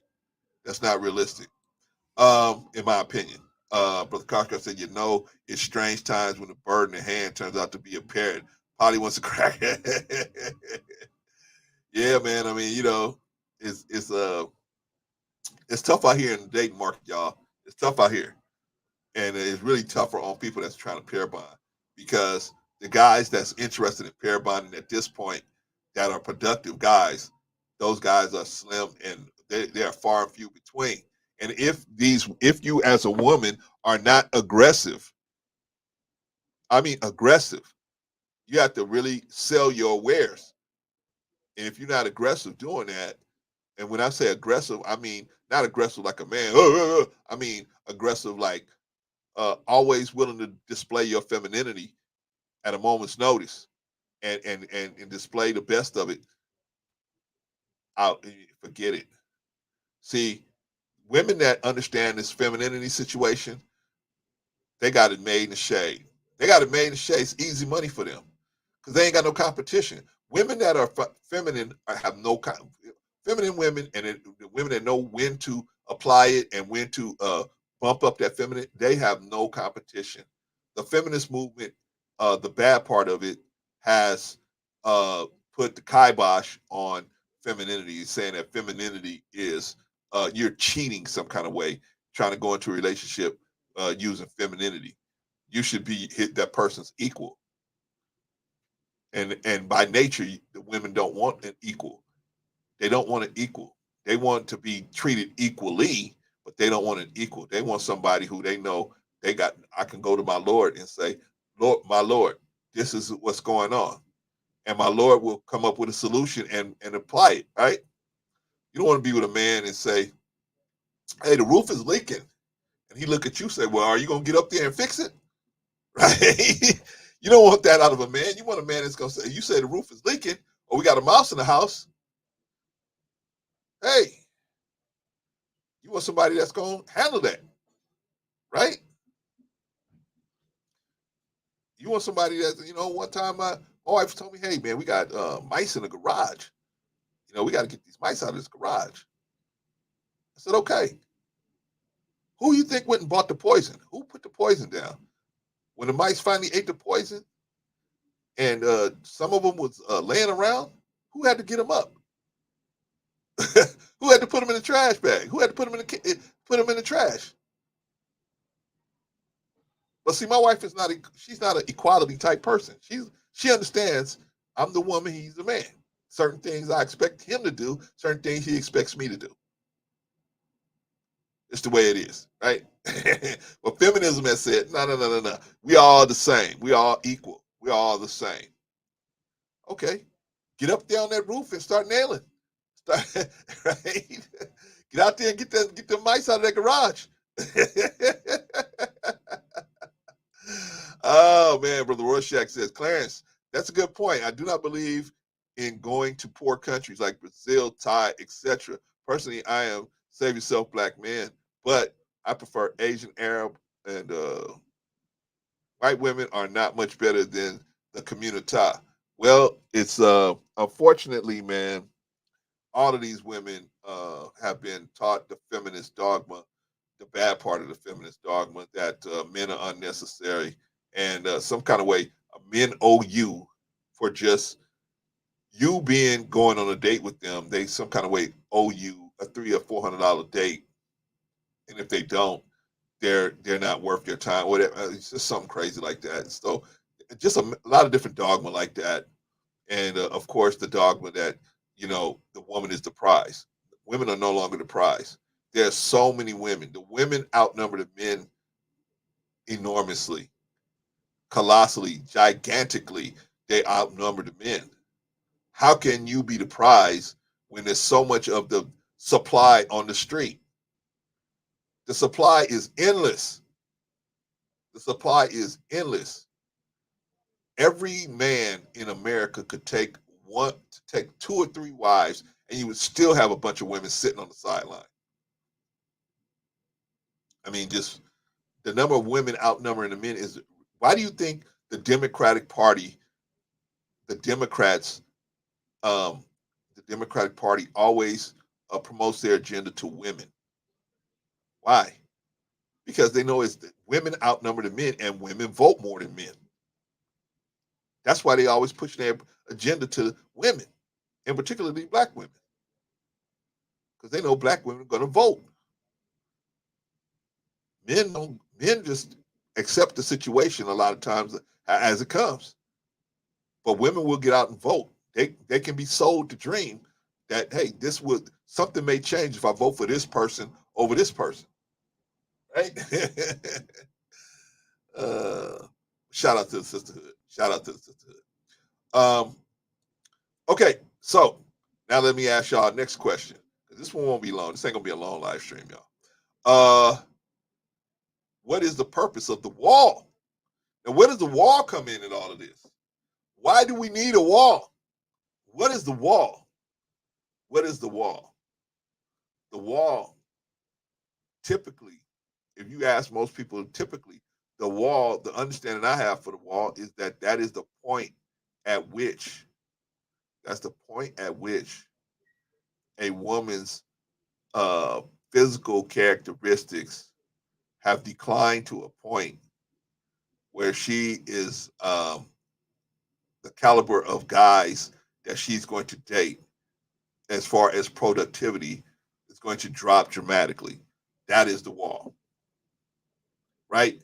Because the sexual market value has slipped so much that now God, even if you create proximity with those type of guys, they're not going to be interested based on the beauty appearance uh, stacked up against the competition.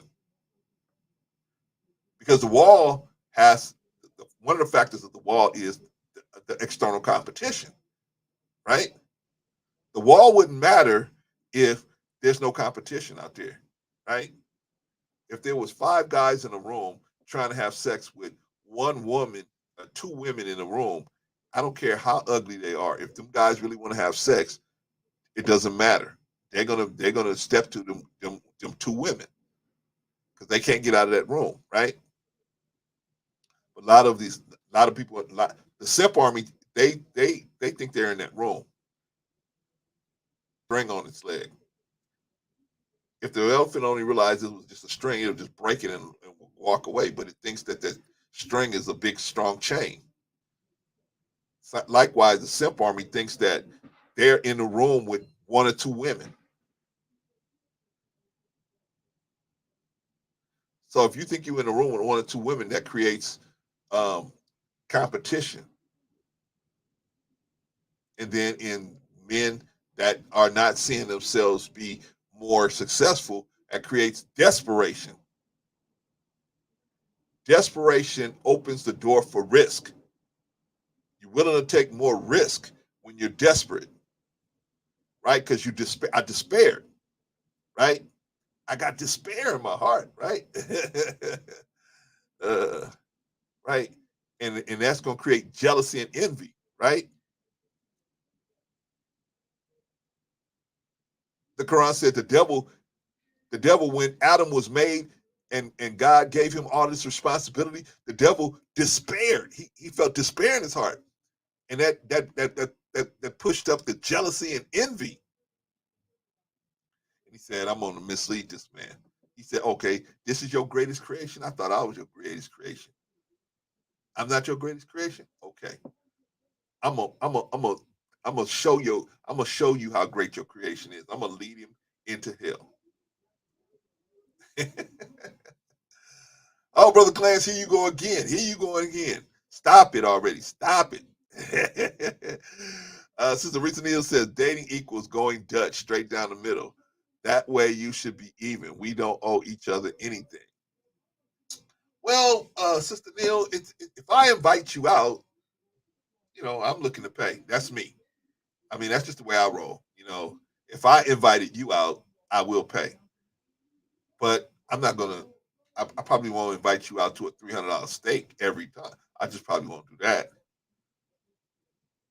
Probably start at some place like Chili's or something like that. Someplace really inexpensive. I don't know. I mean, I haven't been to day market in a long time, but I'm just saying.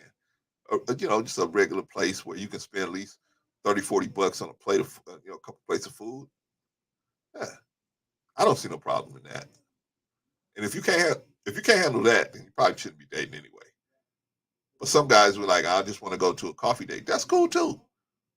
I say the first date you should go is a coffee date. You shouldn't go spend 2 or 3 hours with somebody and you don't have a feel for them. You should go get a coffee date, go get coffee, go get you go to Starbucks, get you some coffee if you drink coffee. I don't drink coffee, but you get one of those fruity drinks or whatever, and get a banana. What do you call it? A lemon roll, lemon cake roll, and just sit there and split a lemon cake roll, or buy her one for herself or whatever, and just talk. Ask some questions. You know what I'm saying? Sister Rita said, right, I should not want you to every time. No, no. I mean, if you invite me out, then I'm expecting you to pay. But if I invite you out, then I'm gonna pay. That's just the way I roll. That I'm just, I'm old school. You know what I mean? If I invite you out, I'll probably pay. Most likely. I'm not gonna invite you out and expect you to pay. Maybe that's how the new school cats do it, but I'm old school. If I invite you out, or if you with me, you ain't got to worry about nothing. You ain't got to worry about, oh, we got to pay for our skates. We got to pay for our bowling shoes. You ain't got to worry about none of that stuff. Well, I'm hungry. I want something to drink. You ain't got to worry about none of that stuff when you with me. Maybe that's why. Maybe that's why my wife stayed with me all these years. That chick never had to dig in her pocket. Oh man, I just thought about that, Risa. That chick never had to dig in her pocket, man. Nah, maybe once or twice. Maybe once or twice. When your brother fell on some hard times, maybe. Um, okay, Coach Five, what's the purpose of the wall? What is the wall? The wall is the point at which the section market value dips lower than um, the lower than a point at which uh,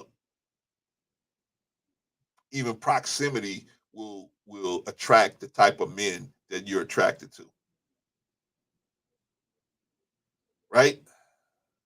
And the wall is usually a function of age. Well, it's a function of two things: age and competition. I mean, you got your competition is out there, so you gotta have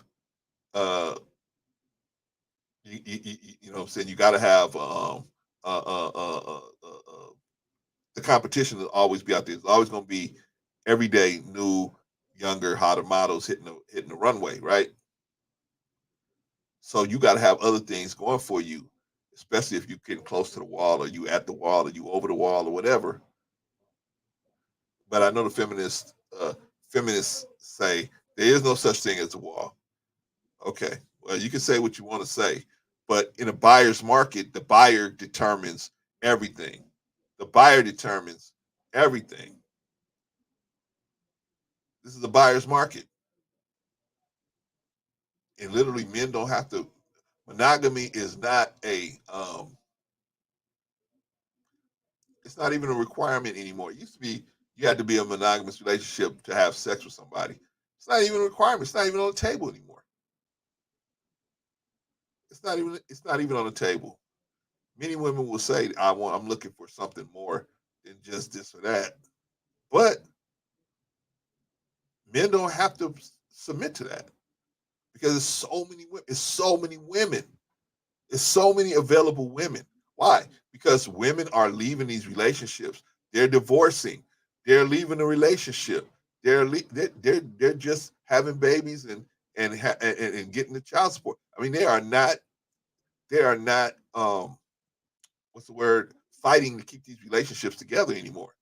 So there's so many of them out there back on the marketplace. Unfortunately, a lot of them are making this mistake. They're getting back on the marketplace and not understanding the level of competition that's out there. They're hitting the market thinking that, hey, it's like the mid '90s or early 2000s, even the '80s, right, where it was a seller's market. All you had to do was put on a nice skirt or a bodysuit, and you had guys falling all over themselves. Not today. Not today. I'm talking about productive guys. Now, not today. Productive guy can sit in the house and sit on his phone. The barrier to approaching women is so low. It's so low, and the competition is so high that men it's cherry picking. It's cherry picking, right? You guys play basketball. Remember that guy he would barely come across the half court line. I didn't want you to do as soon as you guys got the rebound, he'd say, "Throw it to me." Yeah, you know what I mean? He never came across to play no defense, right? We used to call that cherry picking. He just sitting there cherry picking. He ain't doing no work. He ain't doing no real work, right? Cherries grow at hands. You don't have to stretch your arms out to pick cherries. Cherries are right there. Pop, you just pull them off. Put them in the basket, right? Ain't like picking tobacco or corn and nothing like that, right? Or peas. Those things. Those are hard. Anyway, the wall. The purpose of the purpose that the wall serves is to encourage women to use their best sexual market value uh, years to try to pair bond with somebody of the opposite sex that they find attractive or they find suitable, right? That's what the purpose of the wall is. They internally have a clock knowing that the wall is coming. Whether they want to admit it or not, the wall is coming. The wall is coming for men, right? It's just further down the road, but the wall is coming for women. You know, maybe the mid 30s, early 40s. The wall is coming. So to get a better outcome for the women, they supposed to realize that the wall is down the road. I better start trying. If I want to pair bond with a male, then what I need to do is I need to use my years where my sexual market value is the highest to try to create a situation where I can pair bond with an adequate male. Does that make sense? That's the purpose of the wall. Nobody's supposed to hit the wall by themselves.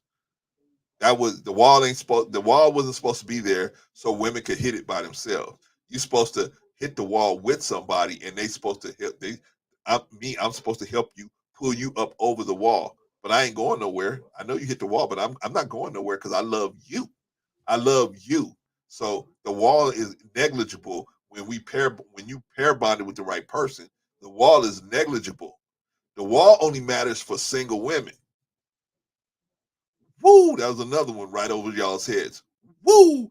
The wall only matters for single women. Go get the closer condition to tell you. And I think what I want to say is that the wall only matters for women in America. If you go to Brazil, or you go to Thailand, or you go to the Philippines, and you get a woman, or you go to Honduras, you go get a woman that's not from America, then the wall don't matter. Shout out to the Culture Commission. But the wall only matters to single women, right?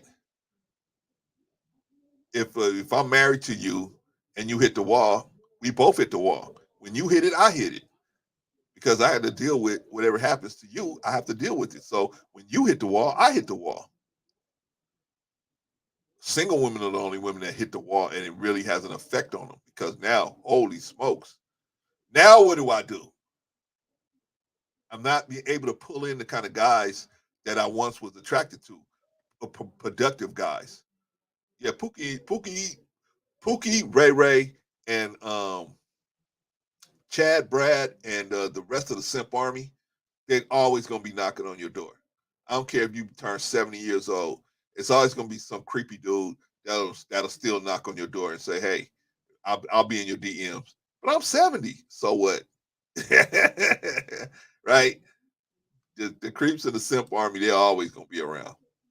We talk about productive dudes. We talk about dudes that want to build something, that want to, create heirs and teach a program, right, and produce heirs to that fortune. Those kind of guys are going to start getting far and few between, right? Brother Koshkar says, my demographic city here was called the Newly and Nearly Dead. Now it's Never Wed and Play Dead. Holy smokes. Holy smokes. Yeah, it's bad out there, Koshkar. It's really bad out there, man. I feel sorry for a lot of the single guys that are out there, man. I got two sons that are out there now.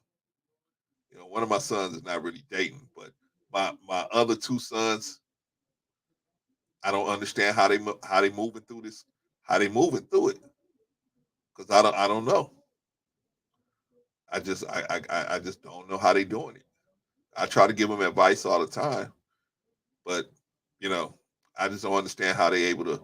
Because it was much easier when I was coming up in the '80s. It was much easier, right? You had to have proximity. I mean, physical proximity. You don't have to have physical proximity. You just have to have proximity on a dating app. You don't have to have uh, physical proximity anymore. So they cut a lot of that out. But when you don't have the physical proximity, you can't make an accurate assessment until you do. And that's the problem. You want to make an assessment of the person. It's difficult to make an assessment of a person you never physically seen before. You kind of rolling the dice. And then you say, oh, well, she's a couple of pounds overweight. Well, I'll put on a program, and she don't never get on that program. Or she curses too much. Or she, doesn't know when to talk like that and when not to, right? She don't have no discipline. It's hard to change people, change their spots, man. You know what I'm saying? So, if you can deal with it, you can deal with it. But if you can't, that's going to be the issue. That's why it's better to get physical proximity first before you start committing yourself to a relationship. But Carter said my city was called, okay, had missing word. Let's see, my city was called the Newlywed and Nearly Dead. Now it's Never Wed and Play Dead. Holy smokes. Holy smokes. Well, like I said, the wall serves a purpose for women. What purpose does it serve for men? It serves the same purpose as the taste buds in your mouth. The taste buds in your mouth is to let you know when food is no longer fit for eating, right? You taste it, it has a taste that lets you know that it has gone bad, or there is some type of fungus or bacteria that has grown on it. You taste it, you immediately spit it out, right? Because you know that if you ingest that, your God knew gave you those taste buds to let you know that if you eat that, then it gets in your body, then you're gonna have even more major problem outside of just spitting out bad tasting food, right? Same thing, likewise in dating. You need something to help you determine whether, okay, this person is past or beyond um, it's a separator. This person is if I'm trying to have a family or start a family, this person may be beyond that, beyond being able to do that for me because they're at a certain age, and pregnancy may be an issue for them, right? Carrying a baby to term may be an issue for them because of their age. You need to know that men are attracted to women of childbearing age. That's the best time to actually be deliberate when searching for trying to mate select. That's the best time for women. You got it made. If you use your years from 20 to 27 to really try to seriously mate select, but at the same time, women have to learn how to vet men. You guys don't know how to vet men.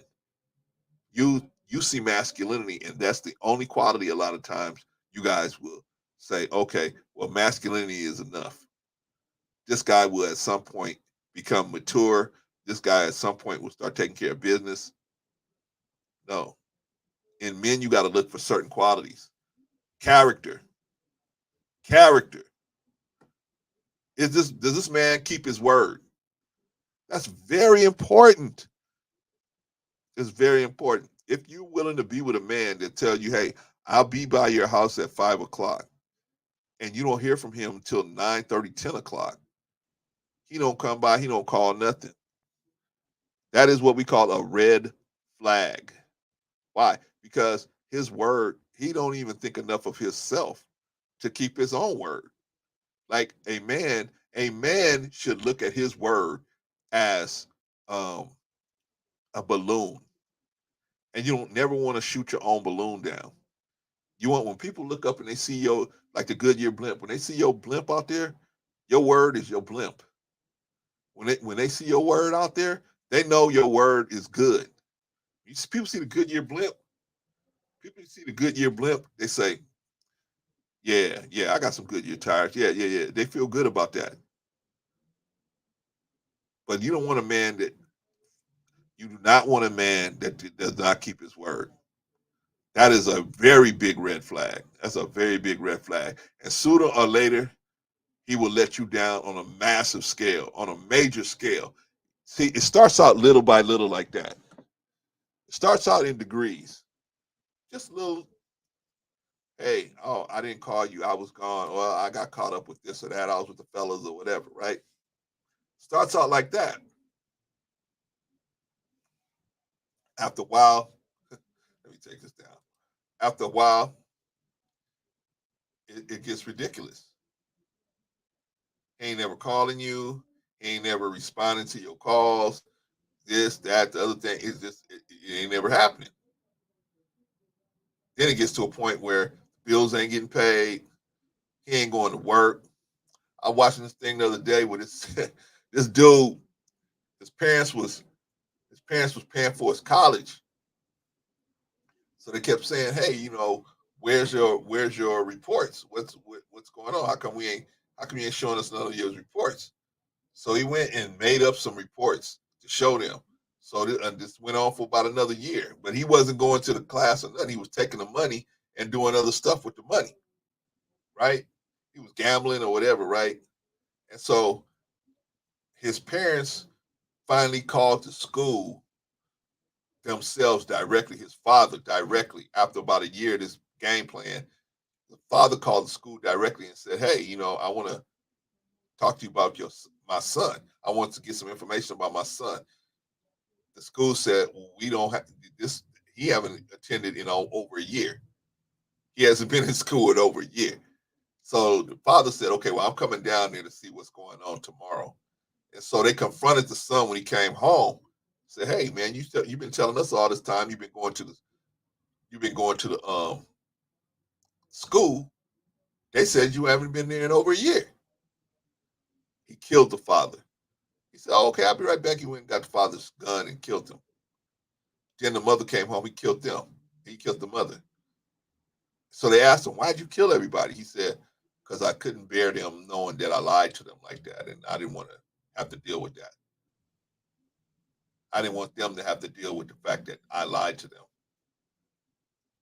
Simps are out there, man. Simps are out there. All right, the simps are out there. The simps are out there. But the thing is, man, we gotta. The wall serves a purpose. The wall serves a purpose, and the wall is a function of monogamy. Monogamy is the wall. If you didn't have to be monogamous with people, there would be no need for a wall. A woman could have sex until she just didn't feel like it no more, right? Because she would still have babies, right? But no, the wall is the wall. That's why they put cow. That's why they put cows out to pasture, right? They have a cow. They have a cow that's called a heifer, right? Right. Don't produce no milk. Don't produce no cheese. Don't do nothing. All they do is just eat. Call it a heifer, right? I mean, animals have the wall. All animals have hit a wall sooner or later, especially in particular the females, right? The males too. It's just down. It's just further down the road. But you don't want to be a single female and hit the wall. That's the thing. You want to be in a pair bonded situation where when you hit the wall, both of y'all hit the wall together, and the man said, "I don't care if all your teeth got knocked out on that wall. I'm still going to put my tongue in your mouth." That's what you want. You don't want a person to say, "Ew, I'm going to go jump over here to somebody else because you hit the wall." You never had the connection that you really wanted. The wall is a test for marriages. It's a test for your marriage. Do you really love this person? Maybe you're not attracted to them anymore and you try to talk to them about it, but at least you give them an opportunity to change. You should always give somebody the opportunity to change before you condemn them, right? Brother Koshkar said, true enough, when guys let out the hot air out of their own balloon, it sinks fast. Yes. Yes. And people won't trust your balloon anymore. Hey, can I carry your cargo? No. You never get where you're going. They go, no, no, let me go with somebody else. Let me go with air freight. But the car says Walmarters. You know what, man? I mean, it's just a bad situation, man. Unfortunately for a lot of women, because the feminist dogma has told them that these things are aberrations, right? They're aberration of the toxic male community. They don't understand male-female relationships between male-female dynamics within animals, and male-female relations within animals means that the male has to be dominate. He has to dominate. That's the whole point of getting into a relationship, is so that he can dominate. In a polyamorous situation, you can dominate many females at the same time, and there's no social construct to stop you from doing that. Unfortunately, unfortunately, however you look at it, um, in a civilized society, most civilized societies look at monogamy as the best way to go, right? It's a social construct. You're not born being monogamous. You're not born like that. Left alone and untaught about male-female relations, you would think, hey, I could be in a relationship with many women at the same time. But see, you're in this America now, and America is pushing the monogamous lifestyle. That to them is the apex of American living, is a monogamous lifestyle with one wife, two children, 2.5 children, and a picket fence, right? A Beamer and a Land Rover in the driveway, right? Nothing wrong with that. But when you present monogamy as a social construct that we all have to follow, monogamy will produce competition, because we have to have competition now, because I'm have to search for if I'm going to devote myself to one person, then I got to find that one person to devote myself to, and this is going to create competition.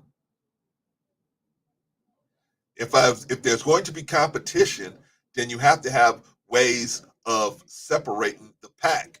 And one of the ways of separating the pack is beauty, fitness, childbearing. These are some things that separate the pack. All those things have are functions of your sexual market value. Woo! I just throwing them, y'all. Y'all are missing them, man. Y'all are missing them. All right, so I got a couple more questions for y'all, and then we out of here, man. We out of here. We're gonna shut it down real early today. Let's see. Number 6. What is the purpose of the beauty appearance? Right? Like I said before, in other animals, beauty is not a factor. There's no need for beauty, right? You don't see one polar bear saying, you know what, that polar bear over there is better looking than this polar bear over here. There's no need for there's nothing, no need to separate women because anything goes, right? All you need is proximity and availability, and away we go, right? But now here you are in a social construct. You have proximity, you have availability, but now you got a social construct. You got to work all that around the social construct of monogamy. So the monogamy creates the competition. The competition creates the innovation, and the innovation produces beauty appearance. And the more innovative of them, and the more genetically um, uh, uh, uh, uh, enhanced of them to a select beauty appearance, they're going to get more attention. See, women are all looking for one thing. I won't say all of them. I will say most of them. Most of them are looking for attention. They have many vehicles that they can get this attention, right? I said this on the Knowledge and Relationship. They have many vehicles. They have social media. They have marriage. They have affairs. They have oh my gosh, they have multiple men relationships with multiple men. They have what I mean by that is promiscuity. All of these things are vehicles to the attention. They're vehicles to produce attention. Most women are promiscuous not because they want the sex. The sex is just a vehicle for the attention that they're seeking to try to make themselves feel worthy. They don't feel worthy on their own. So they need all of this attention to reinforce their value as a person. They somewhere some trauma has happened where they don't feel that they're valuable enough, or the fact that they've been traumatized by seeing other people get all this attention, like the sister that we had up here before. They see other people getting all this attention, and it traumatized them. The envy and jealousy traumatized them that they experienced, traumatized them, and made them into a place, put them into a place where their mind was just tore up, right? So they get to a certain point and they realize if they just tweak certain things, they can get much more attention. Like the woman I had on earlier, you see in her later videos, she has herself made up all the time now. She has herself put together all the time now. Why? Because she realized that I got my foot in my own way, right? There's nothing I can do about the sexual marketplace. I can't. It's like the Dow Jones Index. You can't control that day to day how that's going to go. Only thing you can do is participate with the best knowledge that you got, right? Same thing with the sexual marketplace. You can't control the sexual marketplace. Only thing you can control is that it's there. You can control what you're going to do when you out there, because whether you want to participate in the sexual marketplace or not, every time you step out your door and create proximity to other men, you are participating in the sexual marketplace, and your results are a direct your what's the word your outcomes are a direct result of how you are playing the game in the sexual marketplace. So the purpose of the beauty appearance, the purpose is to help men decide what woman they want to invest their time, money, and or resources into. That's what it is. But Kakar said polygyny also breeds jealousy and monetize for women, in my opinion. It does, but at least you're being upfront, right? In a polygyny situation, you're being upfront. You know what I mean? Or polygamy, right? But I think polygyny is more than one husband, right? Polygamy is more than one wife. So yeah, uh, polygyny is a woman having more than one husband. That to me doesn't make no sense. I broke this down before to a I said it doesn't make no sense. The polygyny to me, because I don't see how every man is going to want to be the supreme being in his house, right? I don't want another supreme being in my house. I don't want to. I tell my son, hey, my son complain about doing something I tell him to do. I say, hey, brother, that's fine. You don't have to be here. We ain't forcing you to be here. You know what I mean? I tell him like, what's the dude on Martin? What was that dude in Martin that was always trying to sell him something? Hustle man. I tell him like, hustle man, I'm just trying to help you out. I'm trying to help you out. You living here free because I'm trying to help you out, partner. You don't want to do it, don't do it. You don't want to cut the grass, don't cut it. You're a grown up. You can go get your own place. Go out there and spend $2,000 a month to just have a empty apartment in Los Angeles. uh, but that friendly little fireside chat usually gets his mind right. That little fireside chat usually gets his mind right.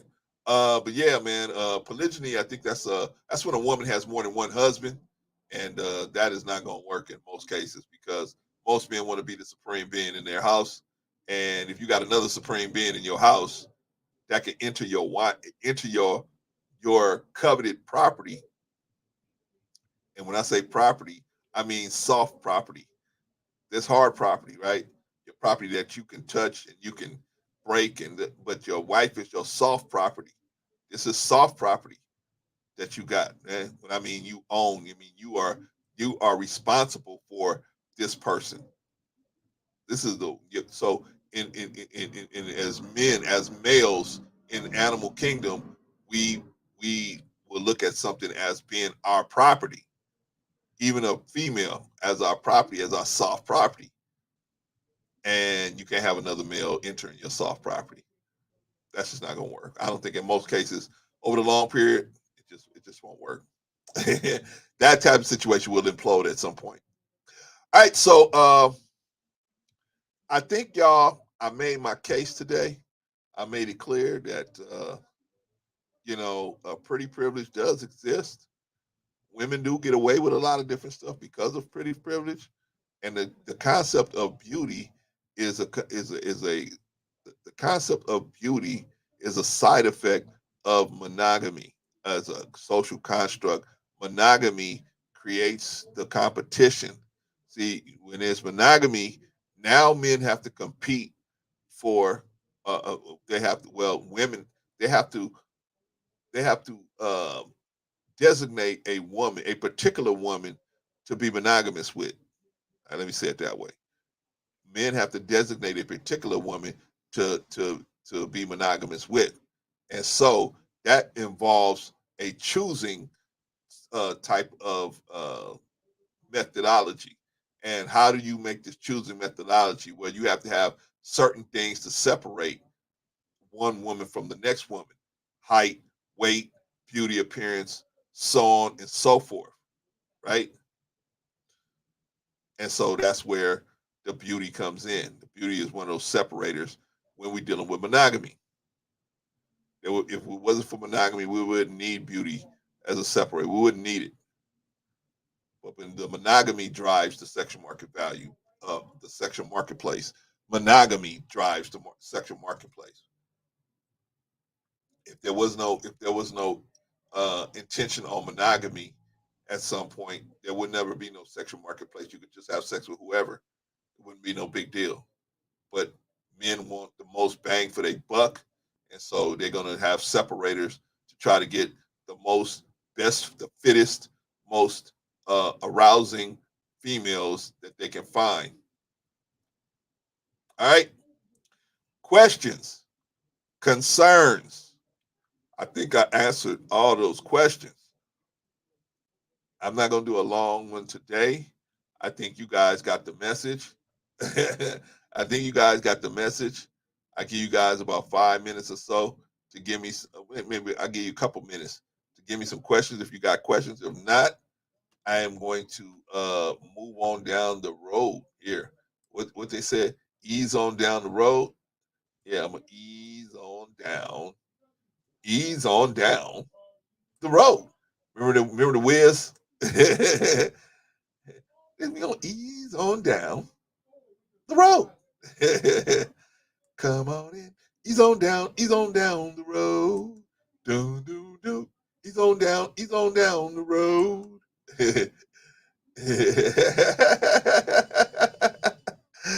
Oh man, got to ease on down the road.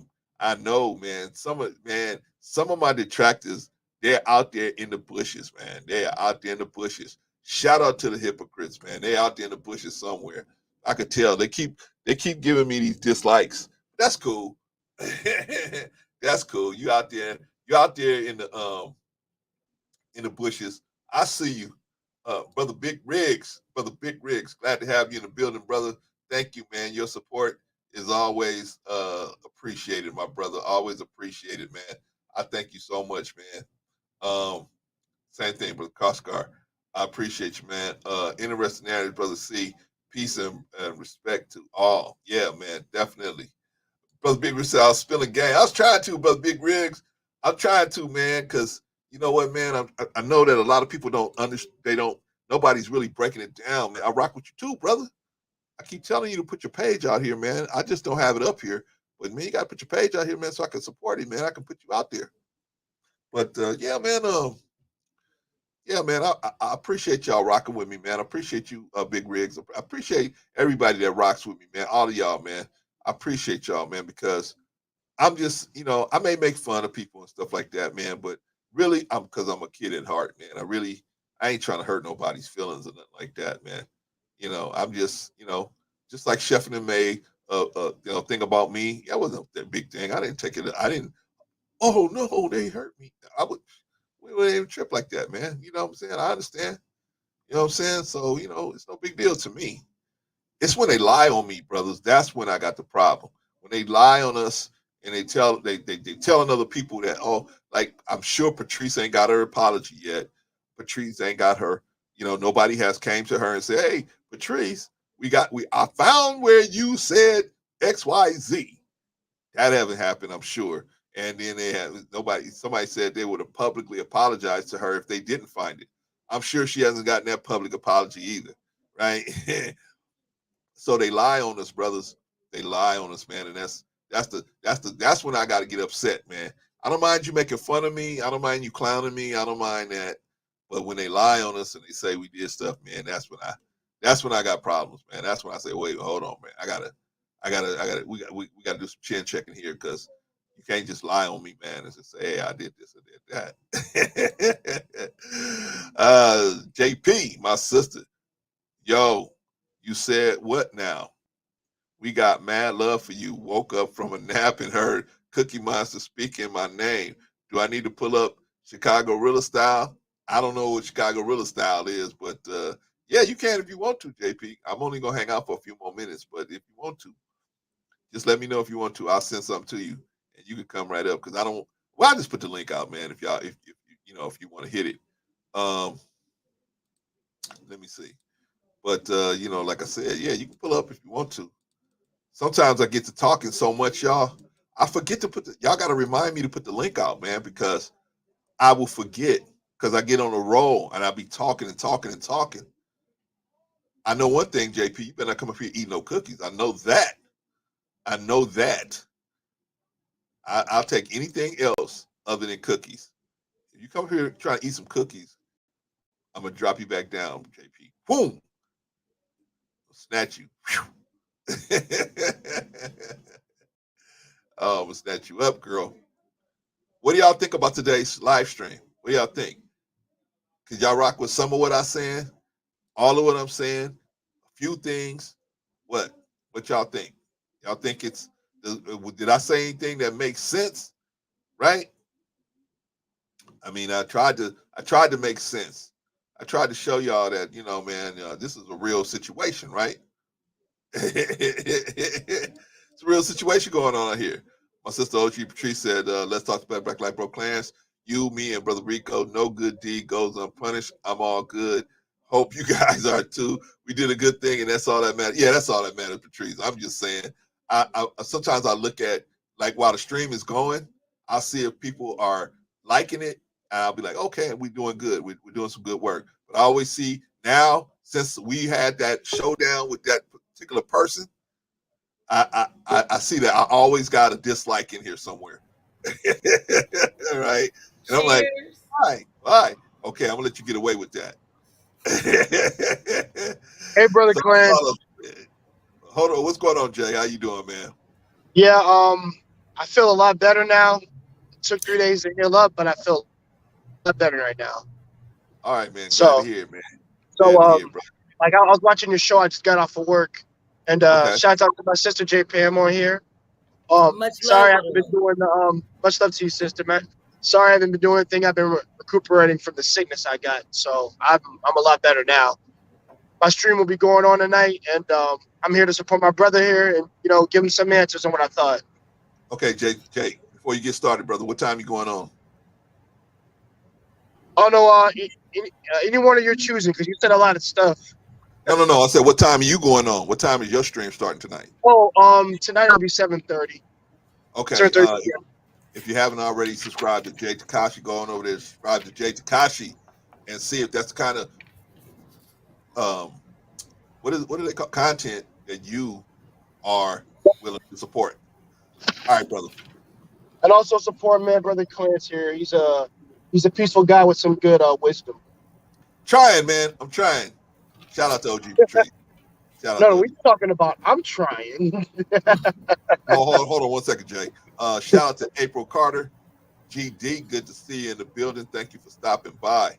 What's going on, y'all? What's going on? Jay, I'm gonna let JP go first because she was first one in the building. Please, let's lady first. And she ain't eating no cookies, so I'm gonna give her a pass, man. Listen, you know what? The only reason I ain't got no cookie in my hand right now is because I literally woke up from my nap in time to hear JP talking shit, dislikes. I was like, let me get my ass up. I apologize. It is after, but let me get up and wipe the snot off my face and come here. What you say about me? We'll take the snot. We'll take everything except them cookies, JP. Why are you so mad? Did you eat your chocolate chip cookie already? I got one. See, I was already prepared. I said, man, if she go live today, I got her. What's going on, girl? What's the deal? I'm going live late this evening. Should I go live? I'm still healing. Luckily, Jay, he young. 3 days is all it takes to get to spring back to whatever it is. 46 and already disabled. This body takes a little bit longer. So I've been on at 9:30 in the evening, which is fun. I've started getting trolls since me and Brother Rico had that conversation. Yet that's fun too. That's an entirely different experience. And I have an opportunity to let my mouth fly. So hey, I'm a very loving person until you try me, and then I'm gonna give you, the business. You asked for it, right? Me too. Right. Which reminds me of the other reason why I came up here. Did you see that your homie was on the Angry Man podcast? Talking about Sue? No, no, I didn't see it. No. favorite uncle was on there. Good for him. Yeah, your favorite uncle was on there. From what I hear. Angry man, I just want to tell you, angry man, the Lord gonna come and get you. Sounds so meek, mild mannered. It was kind of like you had paid. But anyway, I'm gonna be quiet on that. I just was curious. No, I don't. You know what, JP? I'm glad to see you up here, though. You seem like you're in. I was just say you seem like you're in much higher spirits, despite all the things that have gone down. You know what? I had a moment where I had a point where I was eating a lot of sugar, and I got a lot of that sugar out of my system. So I'm about 2 weeks off that sugar. You know, the first week you stop eating sugar, you're gonna have those withdrawals, right? You ain't in a good mood, bad, and then the second week, now I'm finishing up the second week, and I'm starting to actually feel better. And so the third week is when you really start flying high. So, but I know this, but now you know what, JP, let me tell you something. I don't follow them people. I was supposed to say something else, but I don't follow those people around, right? I used to go on platforms, that we were kind of like, that they go on and stuff and just try to throw. But I said, man, I ain't even going to. Why should I debate my inferiors, man? Why should I talk to my inferiors? I'm not going to do it. So let me leave them alone. Good luck to them. Hope he blow up. Hope he blow up. But good for Have him, you noticed? Have you noticed this rash? Or I know that it's an. Sorry, guys. I really don't like having that much of my body on the screen, so excuse me for a moment. But Brother Clarence, after being Muslim for 13 years, some things just don't feel right. No, I don't care. I understand. How much you can change your mind, some things just don't feel right. I understand. It's going all it's going all across the internet. Have you noticed that too, or you just What's that? This? All of the back and forth thing and the trolling, it's getting big. Yeah, I was watching it's real difficult to police. It's real difficult to police. So it's always going to be like that until they get away, until they find a way where we as a content controller, we as a content creator can actually figure out who exactly that person is. When they finally figure that part out, then that'll shut that down a lot. But right now, since you don't know who's trolling you, right? You really don't know. So it's difficult to police. Speaking of, your homie was banned apparently for life. Which homie? Tommy Sotomayor. He's banned from YouTube?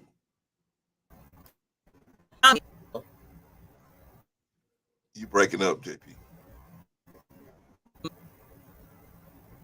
Apparently he had enough channels be taken away from him that they have gone ahead and they're going after people now. You're not going to be able to have the opportunity to recreate channels and the way that you. Oh, I didn't know that. Yeah, I didn't know that. Well, they had a figuring it out. Well, they had a petition for him. I saw it. He had like 1,200 people sign this petition to say that he was promoting violence to Black women. Yeah.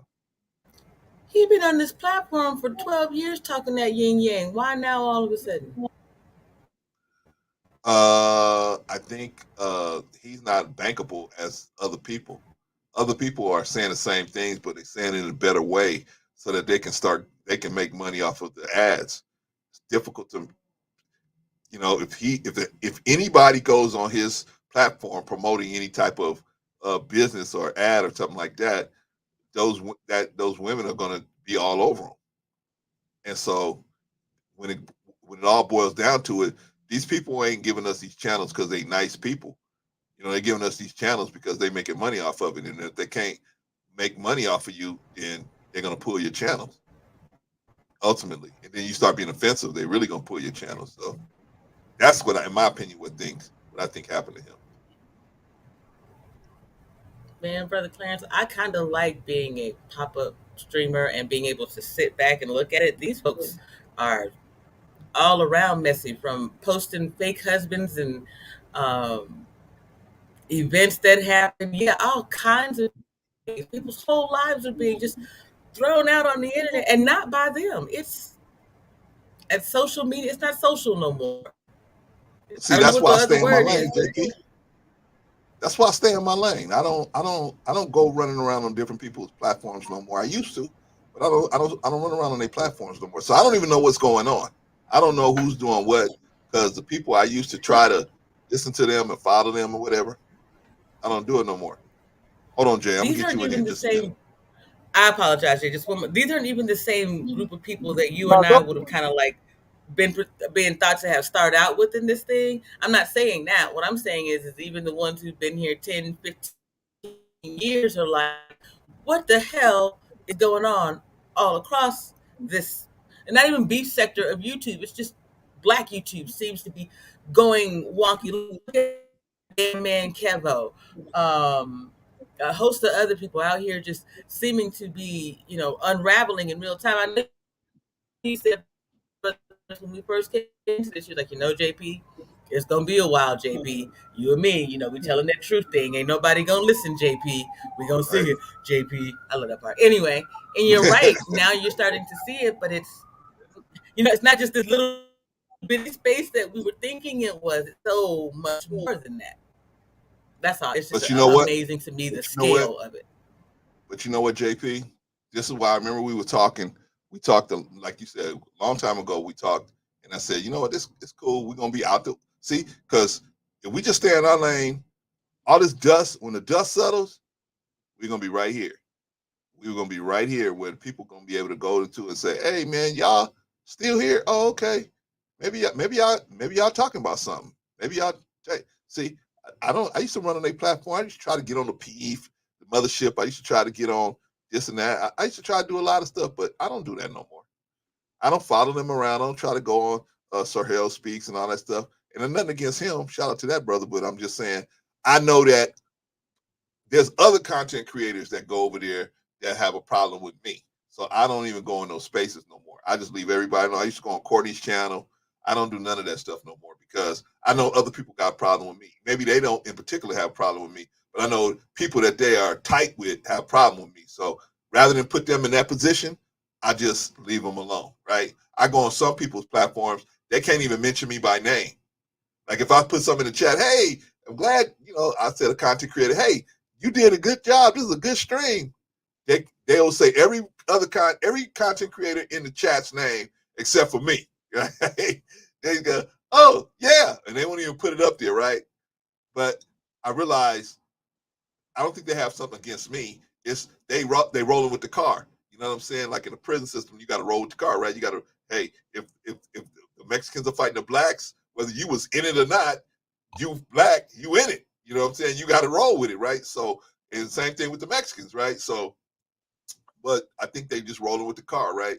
We all agree that we gonna leave these people alone. You cannot contact this person. Okay, cool. So I just stay over here in my lane. JP, you mind if I bring up Jay for a second? Good, bro. Okay, come on, Jay. Well, with what you said, hey, by the way, guys, I am driving. If you're hearing a little bit of turbulence, that's why you No see me problem, man. down. Well, all in all, I see what you're saying, brother Clarence, and it's like I'm gone to the point now where it's like, and it might be the first time I've actually said it on your platform. I understand animals better than I understand humans. Okay. I've been dedicating some years of my life to trying to understand the ways of people, humans in general to me, because y'all are some of the most interesting people on this freaking planet. Talking about all colors and shapes, because I don't care as long as you're good, as long as you're a good Right. person. Your color don't matter to me. It really don't. It really don't mean nothing to me. But when I get to if I was an alien looking outside of this, I'd just be looking like, yo, man, it's a bunch of I'm gonna say it's some bunch of damn fools. Just the way that they conduct themselves. I'm not talking about people here. I'm talking about people that I've seen. And it's like I don't like the name call to add to the cycle of just name calling because no, I'm better than that, and of course, then I don't participate in it. But this is some really nonsensical, childlike behavior. Yeah. It's like we in Looney Tune land right now, and I and I can't stop laughing from it. And it's Jay, like, what well, in particular are you talking about? What in particular are you? Give us an example. What you're talking what I'm talking about is how people can't really. All people know how to do is attack and not know how to talk. I tend to pay attention to these when I'm hearing conversations. And it's just like just because they don't agree with something you agree with, they attack. And I'm like, guys, you didn't go to and I hate to throw someone's education, but let's be real. If you have not learned proper English, if you haven't learned how to talk to somebody, had a proper conversation with adults, let alone your own parents, probably shouldn't be socializing with people. And about? Okay, look at it. guys, listen, I'm an advocate for that, not anybody here. So y'all want to have a conversation with me, come talk to me about it and be civil about it. If you really want to be a child and call me names because I said that you didn't learn proper English, hey, listen, don't waste my time. For your betterment and for mine. So, if you say you have agreements with that, take it up, handle it like a responsible adult would. But brother Clarence, that's some of the stuff I'm talking about. Where like for example, me and JPM have never been in an argument or had conversations, but I need to be in more conversations on the streams. I just got to get notifications, sister, because I need to be on your streams a little bit more. I've only been on them like 2 to She 3 won't times. do it, man. She won't do it. She won't do it, Jay. I keep telling I her. won't do it, or she won't No, do it. she won't do it. I keep telling her. Do what? She won't put out notifications when she's going out. I'm 2 months old. You just turn around and flow through the YouTube streets, and then you'll see her. You like, what? I didn't even know she was going up. I mean, I hit the notification bell, so there's no reason why I shouldn't get anything. Because it alerts people of things. Can I just be honest? I'll say this real quick. Go ahead, JPL. I'm gonna say this real quick, and then I'm gonna let Jay go ahead and finish cooking. I get algorithm jockeyed a lot, so as soon as I say that I'm going live, 3 or 4 people who are supposed to be You breaking up, JP? I thought that was me. rocking with all of a sudden live as well. You know what I know? Is behind me, right? Is this headphone set? This is inside. But any people, okay.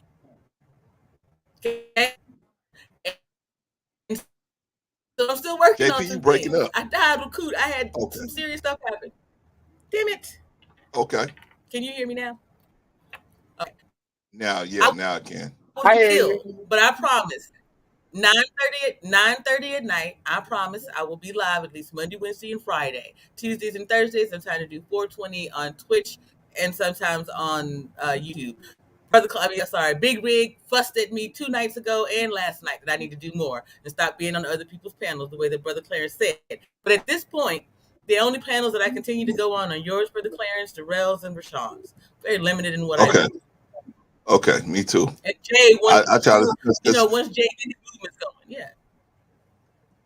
Because once you are once you move into public enemy number 1, like I know I'm public enemy number 1 now, so I get it.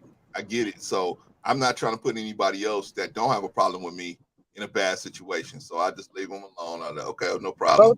You're okay. You're okay. Don't worry about it. Man, well, you know what? One of the thing is public enemy number 1. I want to say that right now. I'm not debating you when I say that. Just that, like, I'm gonna be real. All these labels that freaking humans create, I swear, y'all your own worst enemies. Oh, I just gotta say that. Like, people just use every freaking thing as if as like, yo, man, that is what it is. You can't freaking debate it. You gotta shut up and accept it. I'm like, excuse me. I don't have to accept anything. Like you talking about. You're not in my body, so therefore you're not. No one. Listen, nobody in a pair of goggles is gonna tell me what the hell to do, or what to listen to, what to eat, and what to sleep, or who I should be with. So So whenever they like slap on labels on people or have disagreements, oh well, I have my opinion, you have yours. Well, if you have no basis for holding the opinion, then you shouldn't hold the opinion. As far as I'm concerned, there's no good reason to hold your opinion because it sounds very braggadocious and nonsensical. So I'm taking everything that somebody says with a grain of salt. And it's better for me in the long run to do that because I just don't take some things people say seriously unless it's a serious conversation about someone's life. Of course that's serious. But like, if we're talking about child attack or something like, yeah, there's no joking around in that. We got to be serious about that. But we're talking about clowns dancing on a freaking trapeze wire. Yeah, we can laugh at that. That's funny. J-Pam agrees and Brother Clarence agrees. Yeah, that is funny. And I'm gonna laugh it up until the dynamite blows up. So, so whenever people like to just like do stuff like that and not be sensible and not talk about the topic and just like jump around a bunch of other things, then that's when you guys, not you. I'm sorry when I say you guys. I want everybody to know when I'm speaking generalities. When I say you guys, I don't mean anybody here. I know nobody's getting upset that I'm saying that, but I want to make sure people understand that because I'm not going to repeat it again. But whenever people get upset about stuff like that, guys, you got to understand that we're having a conversation today. We can agree to disagree, but it's better if you're trying to get some information from Brother Clarence, from J-Pan, from me. It's better in the long run that you just sit back and just chill. You might get some knowledge that you didn't, like I said, that you didn't have otherwise. Now you're thinking about like, wow, that was pretty informative. I didn't think about it because I always thought about my way and not the other ways that could have existed, just like possibilities. There's a song called Endless Possibilities, and it's one of my favorite songs. And every time I listen to it, it reminds me to always look at every other variable. There's never just one variable, there's multiple. And yes, some of them are good and some are bad.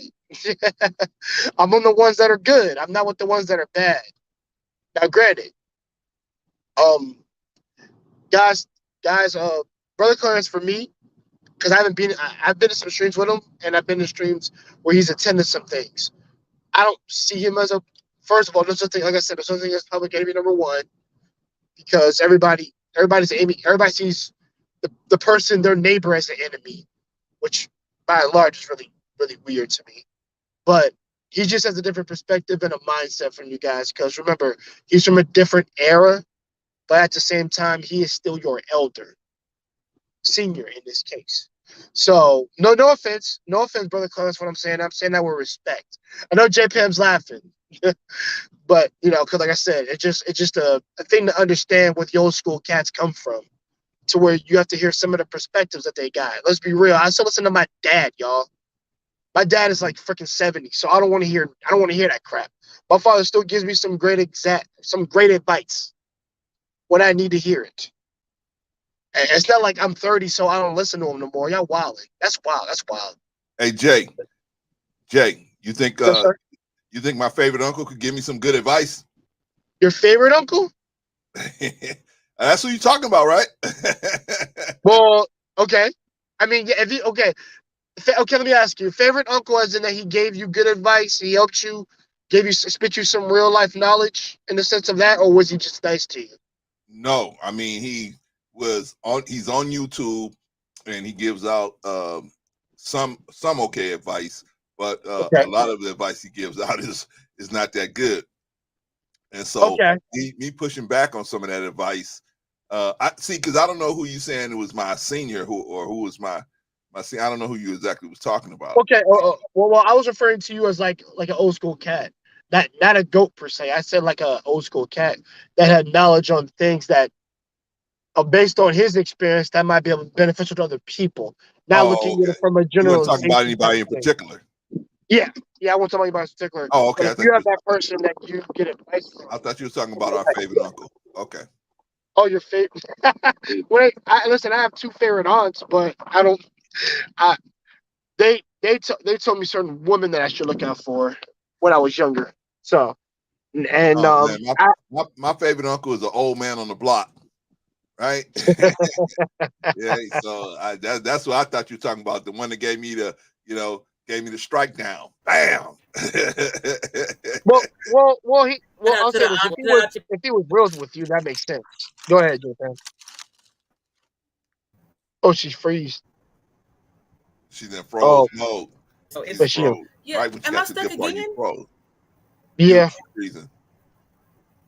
Am I yeah, broken? Japan. This Freeze up. damn thing, Now, y'all. now Listen, you're for good. Clarence, I love you Okay, very we can hear much. you now. We can hear you Okay, now.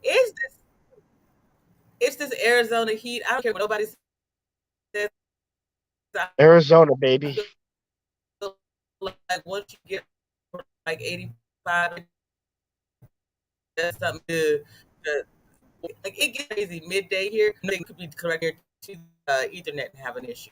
But what I was gonna say, and Jay, I asked this last night on my panel. Greg said, "Brother Terrence," but I'm gonna ask you, young man, in this space, looking around, whom would you say to your younger looking over there snacking away? Yeah. Then she paused. She froze again a little bit. Can anybody hear me? We can hear you. Who would you suggest your younger peers interact with in this space? Like whose content would you tell them to consume and you can't use Brother Clarence? Who would I what oh shoot. That's actually a really good question. I would say knowledge and relationships if I'm gonna be real. Because I feel like they're the perfectly balanced and there's a there's no hostility over there. The atmosphere is amazing, similar to mine.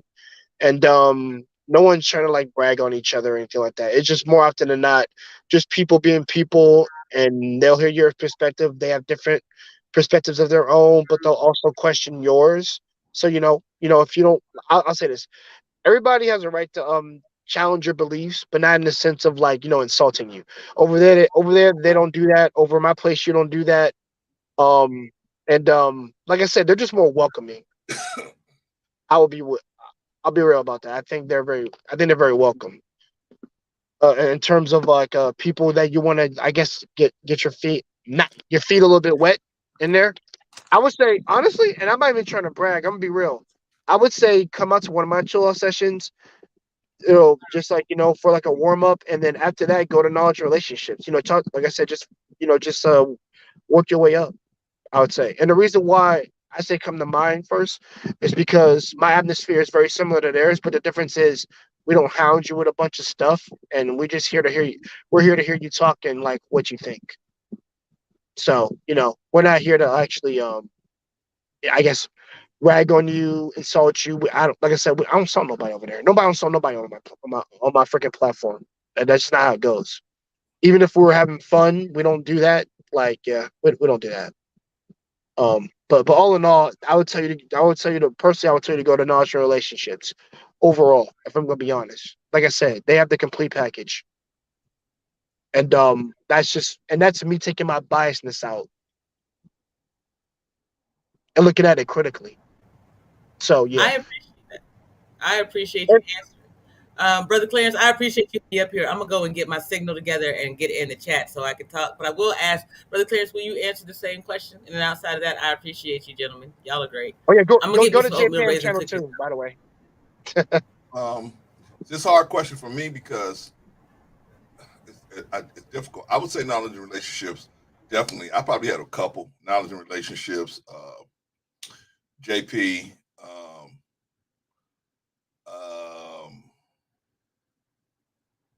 who else has a page? Because I see I don't go to a lot of different pages, but I would say pretty much most of the people that follow me that have pages, you got big rigs out there. Because most of the people that follow me are pretty even kill people. You know what I mean? Most of them are even kill people. So they're gonna, besides JP and Rico, most the rest of them are even kill.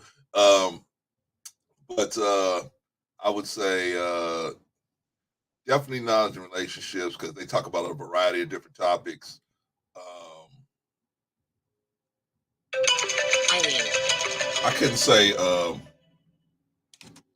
I couldn't say the mothership. I wouldn't say the mothership.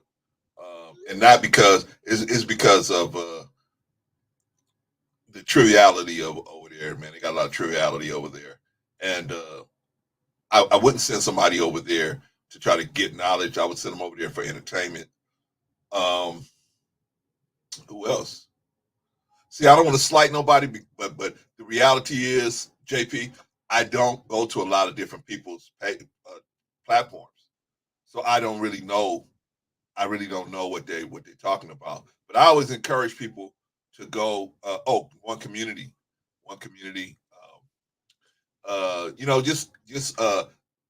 I don't really know about a lot of different people. A lot of different Jay Takashi, of course, but yeah, I don't know. I don't know. That's about all I know because I don't. Like I said, I don't go to a lot of different people's platforms, and not because I'm scared to go to their platforms, because I don't want to get them in trouble with other people that they might have trying to come over. They might try to get people to come over and for the interview. Interfere with things. Yeah, I And see what you're saying. if they know that the person is cool with me, then the person might decline that interview, right? Yeah. So that's the side effect of being connected to Daryl Long. But oh well, right? He getting his act right though. We still love to. I appreciate that. Thank you to everybody in the chat who said me. I actually really wasn't looking for any of that thing. I just wanted to see where those of us whom I consider to be regular folks, not trying to be HBM gangbangers or any of that other shit, just trying to get a message. Oh, Daryl Long. Understand? I would send people over to Daryl Long. Definitely. I would say stay away from the bullshit. Definitely. But man, I mean, he makes some. He makes me mad sometimes because he has some really good content, and then he throws that bullshit up there, and I'm like, man, golly, man, he's like that cow that gives you the bucket of milk and kicks it over, right? You're like, oh man, you stop kicking the milk over, and you'll be good. Well, I told him that I think he's still a little bit addicted to caping, so it takes some time to to be on your journey and stay steady on it. You know what I mean? So he's doing fantastic though. But like I said, I just heard you calling my name, and that's why I said, do I need to pull up Chicago Real Estate? My name 3 times like Candyman. What you want? What you need from me? So I figured I'd just go and pop up. I'm still waiting for a call from Chicago. And shout out to Chicago Real. No, Chicago Real told me he was gonna call me 2 weeks ago. Still haven't got that call. Uh-oh. Yeah, I just put him out there on blast. But yeah, he told me he was gonna call me. But it is what it is, you know what I mean? So well, he is a newly married man. Can we give him some credit for that? He's probably busy frolicking and napping in the middle of the day too. I didn't take it personal, like, oh man, he trying to play games with me, and I didn't take it like that. I'm sure he's busy, the thing to do. But text me, hey man, I can't call you. I got, you ain't too busy to text me and tell me, I'm just trying to show. I didn't take it personal. Really, if you out there, I ain't even take it personal, man. I understand because I got children, grandchildren. I understand. A wife. You know what I'm saying? I understand. So I ain't even tripping. But I'm just saying the point is, if you put your word out there, then we got to work to put it, it ain't my job to understand you're going to break your word. It's your job to make sure that your word is your bond. That's my job too, right? If I tell you I'm going to do something, then I need to do it. Married or not, right? Yeah. Anyway, still waiting on that call, Rilla. All right. All right, I appreciate you. I'm gonna go get my act right so I can go live later on. You keep your spirit up and look out because Brother Big Rig is on your tail over there, Pastor. And be easy, that dude. If he don't have a channel, but that brother need to have a whole church. Yeah. How about that? What do you think about that, JP? Huh? What do you think about that? Little bit of dip enjoy back. Your cookie. A little bit of dip back on you, girl. I will remember that later on. You just wait. I'm gonna give everybody in the chat a cookie too. You're gonna be the only one with that one. I'm gonna mail them in advance. All right. All right. I'm gonna get another one. All right, JP. Take care of yourself, girl. Here. You have a good one. You too. All right, you too, Peace. girl. Peace. All right, that's my girl JP. Y'all know we all crying. We all just chilling here. So April say, I like Clarence and your channel and your vibe. I appreciate that. We're just trying to get it right. You know what I'm saying? We're just trying to get it right. That's why ain't nobody over here, Sister April, because you know, man, when you tell too much truth, man, the people want to be entertained. They don't want the truth. And I'm trying to figure out ways to entertain and tell the truth at the same time. When I figure that out, then maybe I'll be like TLA, man. I put a course together and show you how you can make lots of money. Woo! lots and lots of money. Big Rig. JP put you on blast, brother. I know, man. She good at that, man. Wait till you see Big Rig, you getting closer and closer into the inner circle, right? Wait till you start getting cussed out like the rest of us. Clarence, why did you have this person on your platform? You know that he did this. I'm looking at Rico saying, see, man, you got me cussed out. As soon as JP get off the phone, Rico start cussing me out. Yeah, man, why'd you do that? I just gotta put my head down and go like that. Oh man, but hey man, she reeling you in, Big Rig. She gonna reel you in, and you gonna be like, man, I'm in there with JP, and then she gonna pull you into one of them cussing out sessions. She gonna pull you into one of them sessions. And you step out the way, and you gonna do it wrong. Ay. Oh man, JP, you know I'm telling the truth, JP. Stop it. Oh, not the lady attorney, the lead attorney. Shout out to the lead attorney, man. I hope he break all them hypocrites, man. I hope he make 10 different courses. Break them hypocrites. Just break them all. Take all their money. I hope he do. Shout out to my boy, the lead attorney, man. I hope they retired him. I hope they buy him a summer house in the Aspen. Shout out to the lead attorney. Reese Neal said the faithful few are here, brother. See, it's enough. And you know what, Reese Neal, I appreciate it. I hope y'all can see. I appreciate just the ones of y'all that's here. I appreciate y'all give me enough vibe and juice to go 2-3 hours. I don't need no 1,000 people in no chat. I mean, you know what I'm saying? I would roll with it if it came, but I don't need it. I mean, I got some hardcore people that are real good people, man, from all different walks of life, all different colors and everything. It's cool. I'm cool with everybody, man. You know, as long as somebody, and then some of y'all push back. Some of y'all say, hey, Clarence, we don't agree with this. Like Simma come back and say, hey, man, or Simma hit me on the side and say, hey, bruh, you should approach this like this, blah, blah, blah, blah. Right? He feel comfortable enough to even approach me on the side. Well, a lot of you guys feel comfortable enough to just send me an email and say, hey, bruh, I just want to say, Big Mike will hit me and say, hey, bruh, I just want to let you know this is probably a better way to handle that than this and that. And I tell him, okay, cool. You know, I think about it. So, you know, I love my faithful few. I'd rather have a faithful few than a manipulating multitude. You know what I'm saying? A multitude of people try. I had a person in here that used to manipulate and go around manipulating everybody, and they tried to manipulate everyone. And fortunately, me and that person had a showdown. That person didn't like what the fact that some things that I said, but I said, hey, look, how would you want me to handle this situation? Situation came up. They wanted me to handle it, and I asked directly, how you want me to handle this? So what this person tried to do is manipulate me into doing something. Instead of just saying, I would like you to handle this way. They was using manipulation. And come on, man. I've been married 33 years. Me and my wife been through the manipulation game already. That's what people under 15 years do. They manipulate each other. After 15 years, man, you like, we ain't got to manipulate each other. We can just move on, right? You just tell me what you want. Baby, can you come hit this tonight? Yeah. You ain't got to play no games and all that and put on lingerie and all that. You ain't got to do all that. Bro, Jay, let me go through these chats real quick, man. Brother Coscar, Clarence is Smooth PB, waiting for that Chucky style Rico to return. Hey, man, you know what? When Rico come back, man. We're going to be back to work. But I appreciate him. I appreciate y'all in his absence, taking the slack up for him. I appreciate y'all. JP said, and I curse you with joy.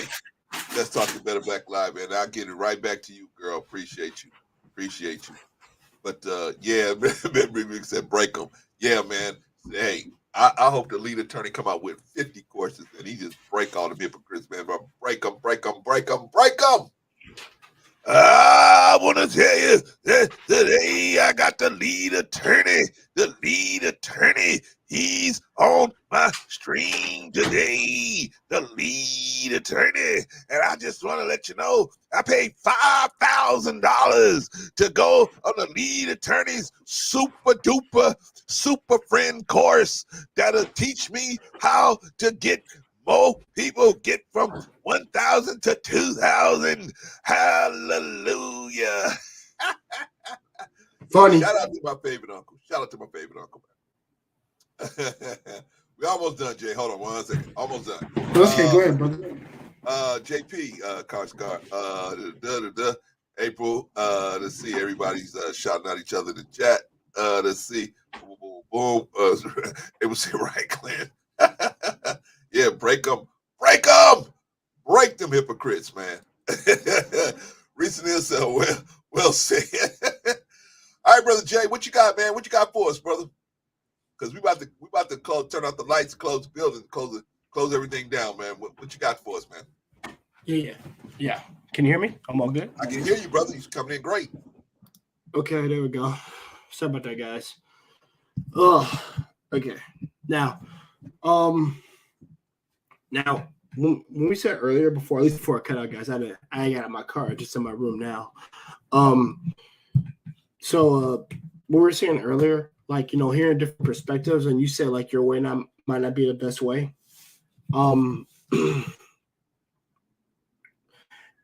You're right about that. Your way might not be the best way, but mine also might not be. Everybody has different perspectives, and everybody, we can agree on certain things, but we're not going to agree on everything. Because for me, I need somebody the opposite of me. Because I told you, even my boys, we agree similar to things, similarities. Yeah, like I said, we have similarities, but we got differences. We know in the way we're supposed to move and ways that we don't move, but also we got different perspectives of life.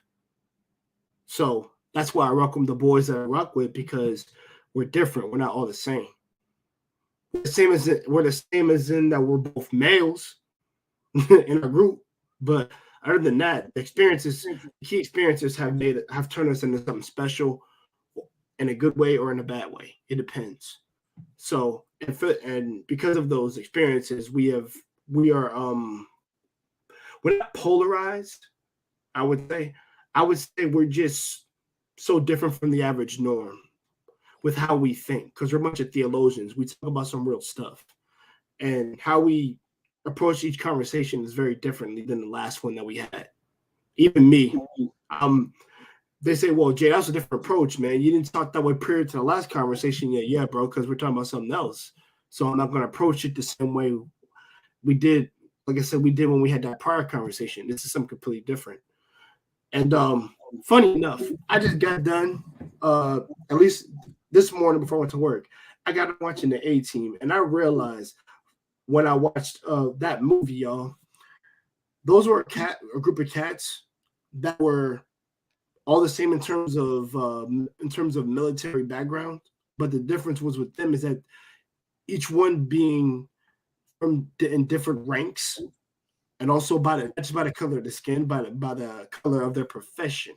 More often than not, they had differences, but those differences came together to get a task done. to complete the mission at the end of the day. Like the thing is, you can have the differences, but if you all have a grand goal and design that you want to take care of, then you're gonna knock it out for the sake of your differences to knock it out. Or if your differences agreed with each other to the point where like you found some type of common place in order. I say common ground, yes, but it's commonplace to have that common ground when your differences can collide with one another. I guess it just depends on what type of person you are and how well you're willing to receive the information, and and not bark back. Now, there's some stuff that's wonky. Of course, you bar back on it, but if it seems concretely good to where you can understand it and it makes sense to you, it doesn't sound like you're trying to not walk on eggshells, but trying to give me crooked advice, then that's good. I just care about hearing something different. I don't want to hear the same echo chamber. But yeah, guys, don't lump Brother Clarence in with, I guess, with a group of people that seem to give false information, or I'll say this, give a false mask to a presence that they think they command. Because Brother Clarence isn't like that. I'm not like that. And some of the cats that he lets on the panel aren't really like that, because I've actually had conversations with them.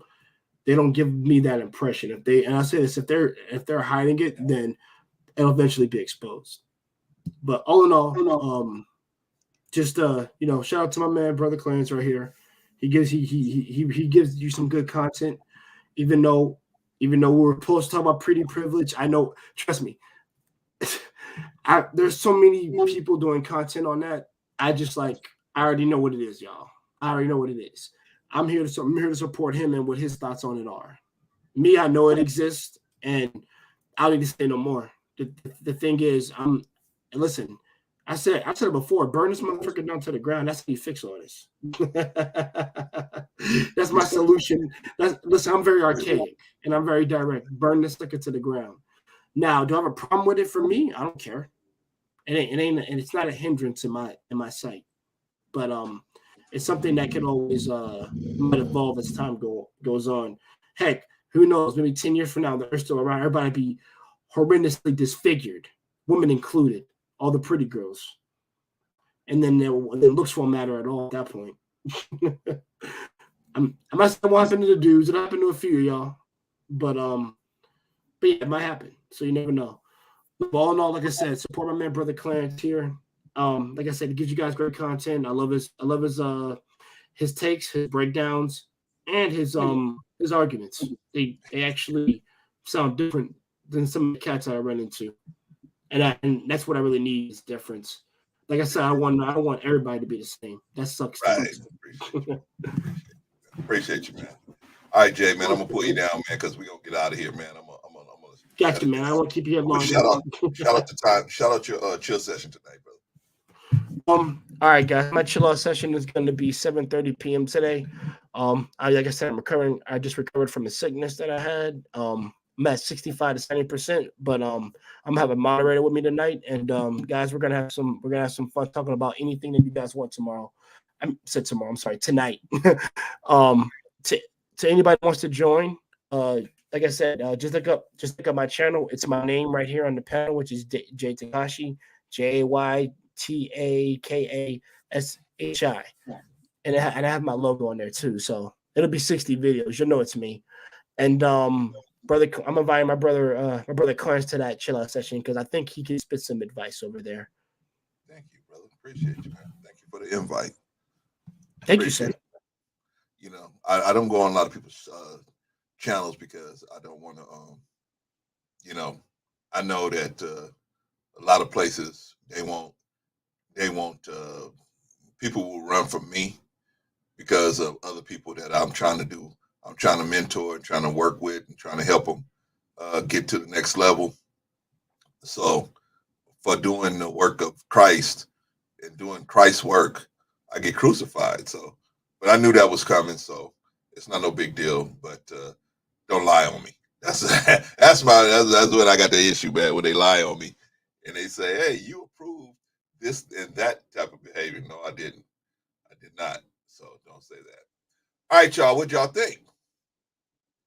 Today we talked about what? We talked about pretty privilege. Of course, it exists. We talked about where pretty comes from. The concept of pretty. The concept of pretty, it comes from monogamy, right? Monogamy is the factor that pretty is an offshoot or a result of the pressure that monogamy puts on the women competing for the best male selectors. They're competing for the best male selectors. So because in this construct, in a monogamous construct, you have to be selected. Okay, you have to be selected. It's not like in wild animals where everybody's selected. Anybody who's available and in proximity is selected. That is not the case in a social construct where monogamy is the case. Monogamy, you want the best available male in within proximity to select you as a female. This is going to create competition among the females. So one of the ways that the female can distinguish herself from the other females is with a beauty appearance. Another way is with femininity.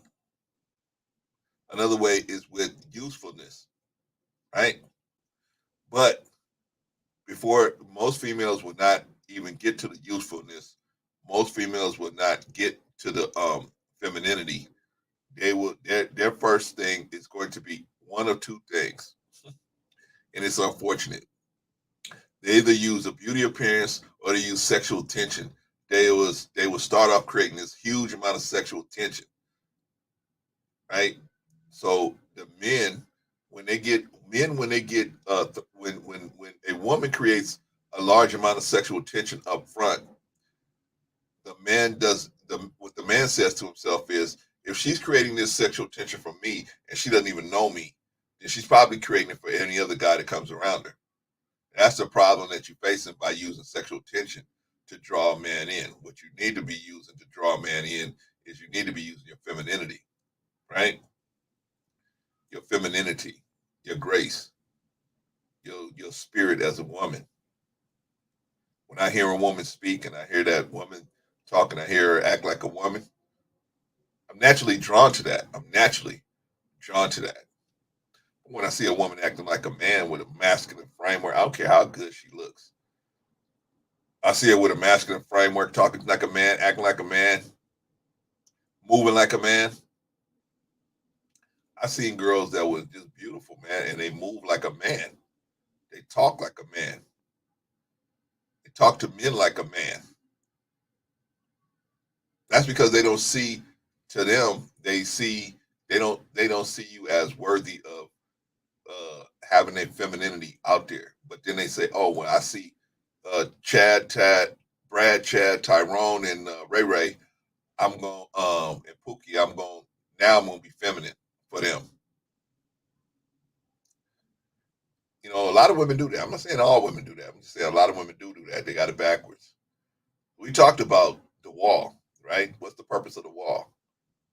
The purpose of the wall is to let women know, hey, use your best sexual market value years to do some mate selecting. Put yourself in the position to be selected by a quality male. That's what you're supposed to be doing. What is the sexual market value? What is that? That's a value that the sexual marketplace deems your worth is. Meaning, when the average guy sees you, he's probably going to put you in a certain category based on your sexual market value. But that's not fair. I'm a 10, and they told me I was a 4. Who cares what you say? The marketplace determines the value of a thing, not you. You can't drive a Hyundai onto a Maserati lot and say, yeah, we're charging $250,000 for these cars. We're going to charge $250,000 for this Hyundai.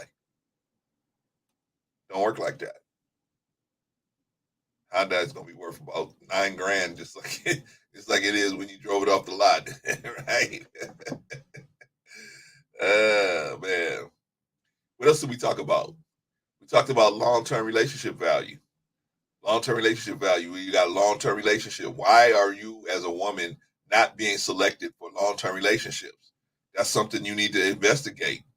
If you're not being selected for long-term relationships,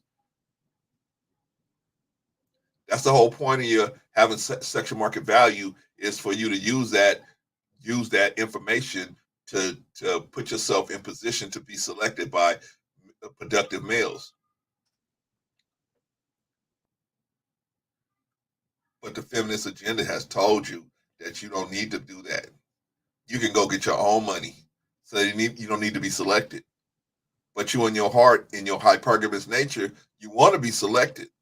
So now you got this dichotomy going on in your head. That's why it's so much confusion. I want to be selected, but the feminist agenda said I'm going to be a sellout if I go and get selected. I'm going to be a pick-me-sha if I go in and try to put myself in a position to be selected. It's a crazy situation. Like, you don't see white women calling each other pick-me-shas. You just don't see it, right? You don't see it calling each other mammies and pick-me-shas and stuff like that. They don't. White women are with the business, man. They get with the business. Asians, the Latino, they with the business. They get with the program, man. They see the situation for what it is, and they approach it just like they approach it like a job. My job is to get selected by the best available male. My job is to get selected. What do you need to be selected? You need a decent sexual market value, and you need proximity. You need proximity to productive men. That is not the club. That is not the bar. That is not house parties, stuff like that. No, you may find some, but men typically go. Even productive men, they go to those places to hunt. They're not going there to find a wife. They want to go someplace where productive men are looking for wives. We talked about the conversion technique that most women use. Most women use the conversion technique. What's the conversion technique? They pull you in with high sexual tension.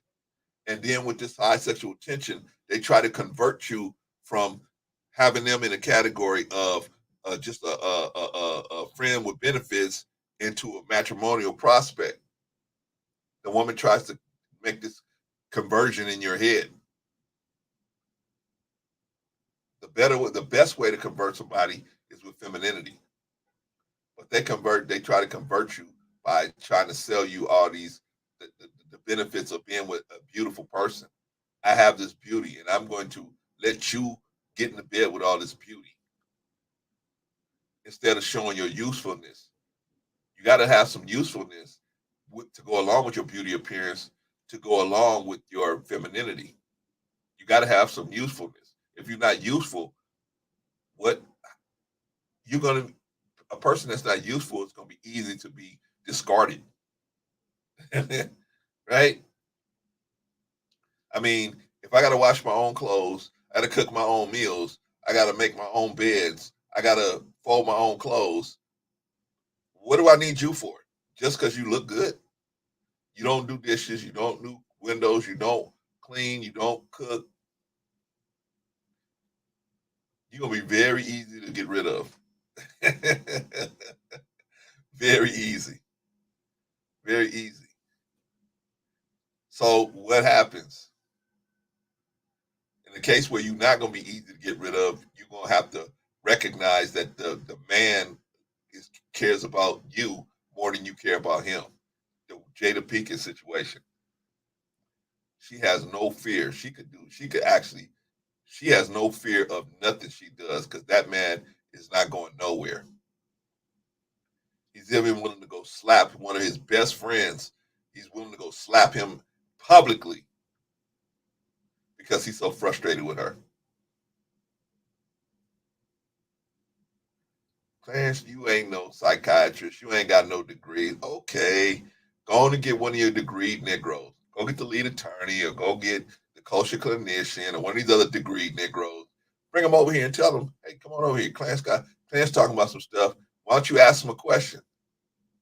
I stopped going to their platforms a long time ago. Not because I got a problem with the lead attorney or I got a problem with kosher clinician. Shout out to those brothers. But I realized that I don't fit the format of the kind of person that they want to have, that they typically want to have over there. I don't fit that format because I may be dropping some information that might push back on something they're saying, and I understand that. You want to be the supreme being in your own house, right? I want to be the supreme being on my stream. Well, I'm different. I want to be the vessel for good information, whether it's coming from me or somebody else on the stream or whoever, right? Sometimes it's me, sometimes it's Truth, sometimes it's Be Easy, sometimes it's Rico, sometimes it's JP, sometimes it's Patrice, sometimes it's whoever, right? Sometimes it's Marcus, sometimes it's One Community, sometimes it's Jay, sometimes it's whoever, right? Sometimes it's y'all in the chat, right? Shout out to Big Rig. Sometimes it's him. Sometimes it's Simma. Sometimes it's Car. Sometimes it's all of y'all, right? Sometimes it's any one of y'all out there. Sister Annie. Sometimes Sister Enya. Sometimes it's whoever.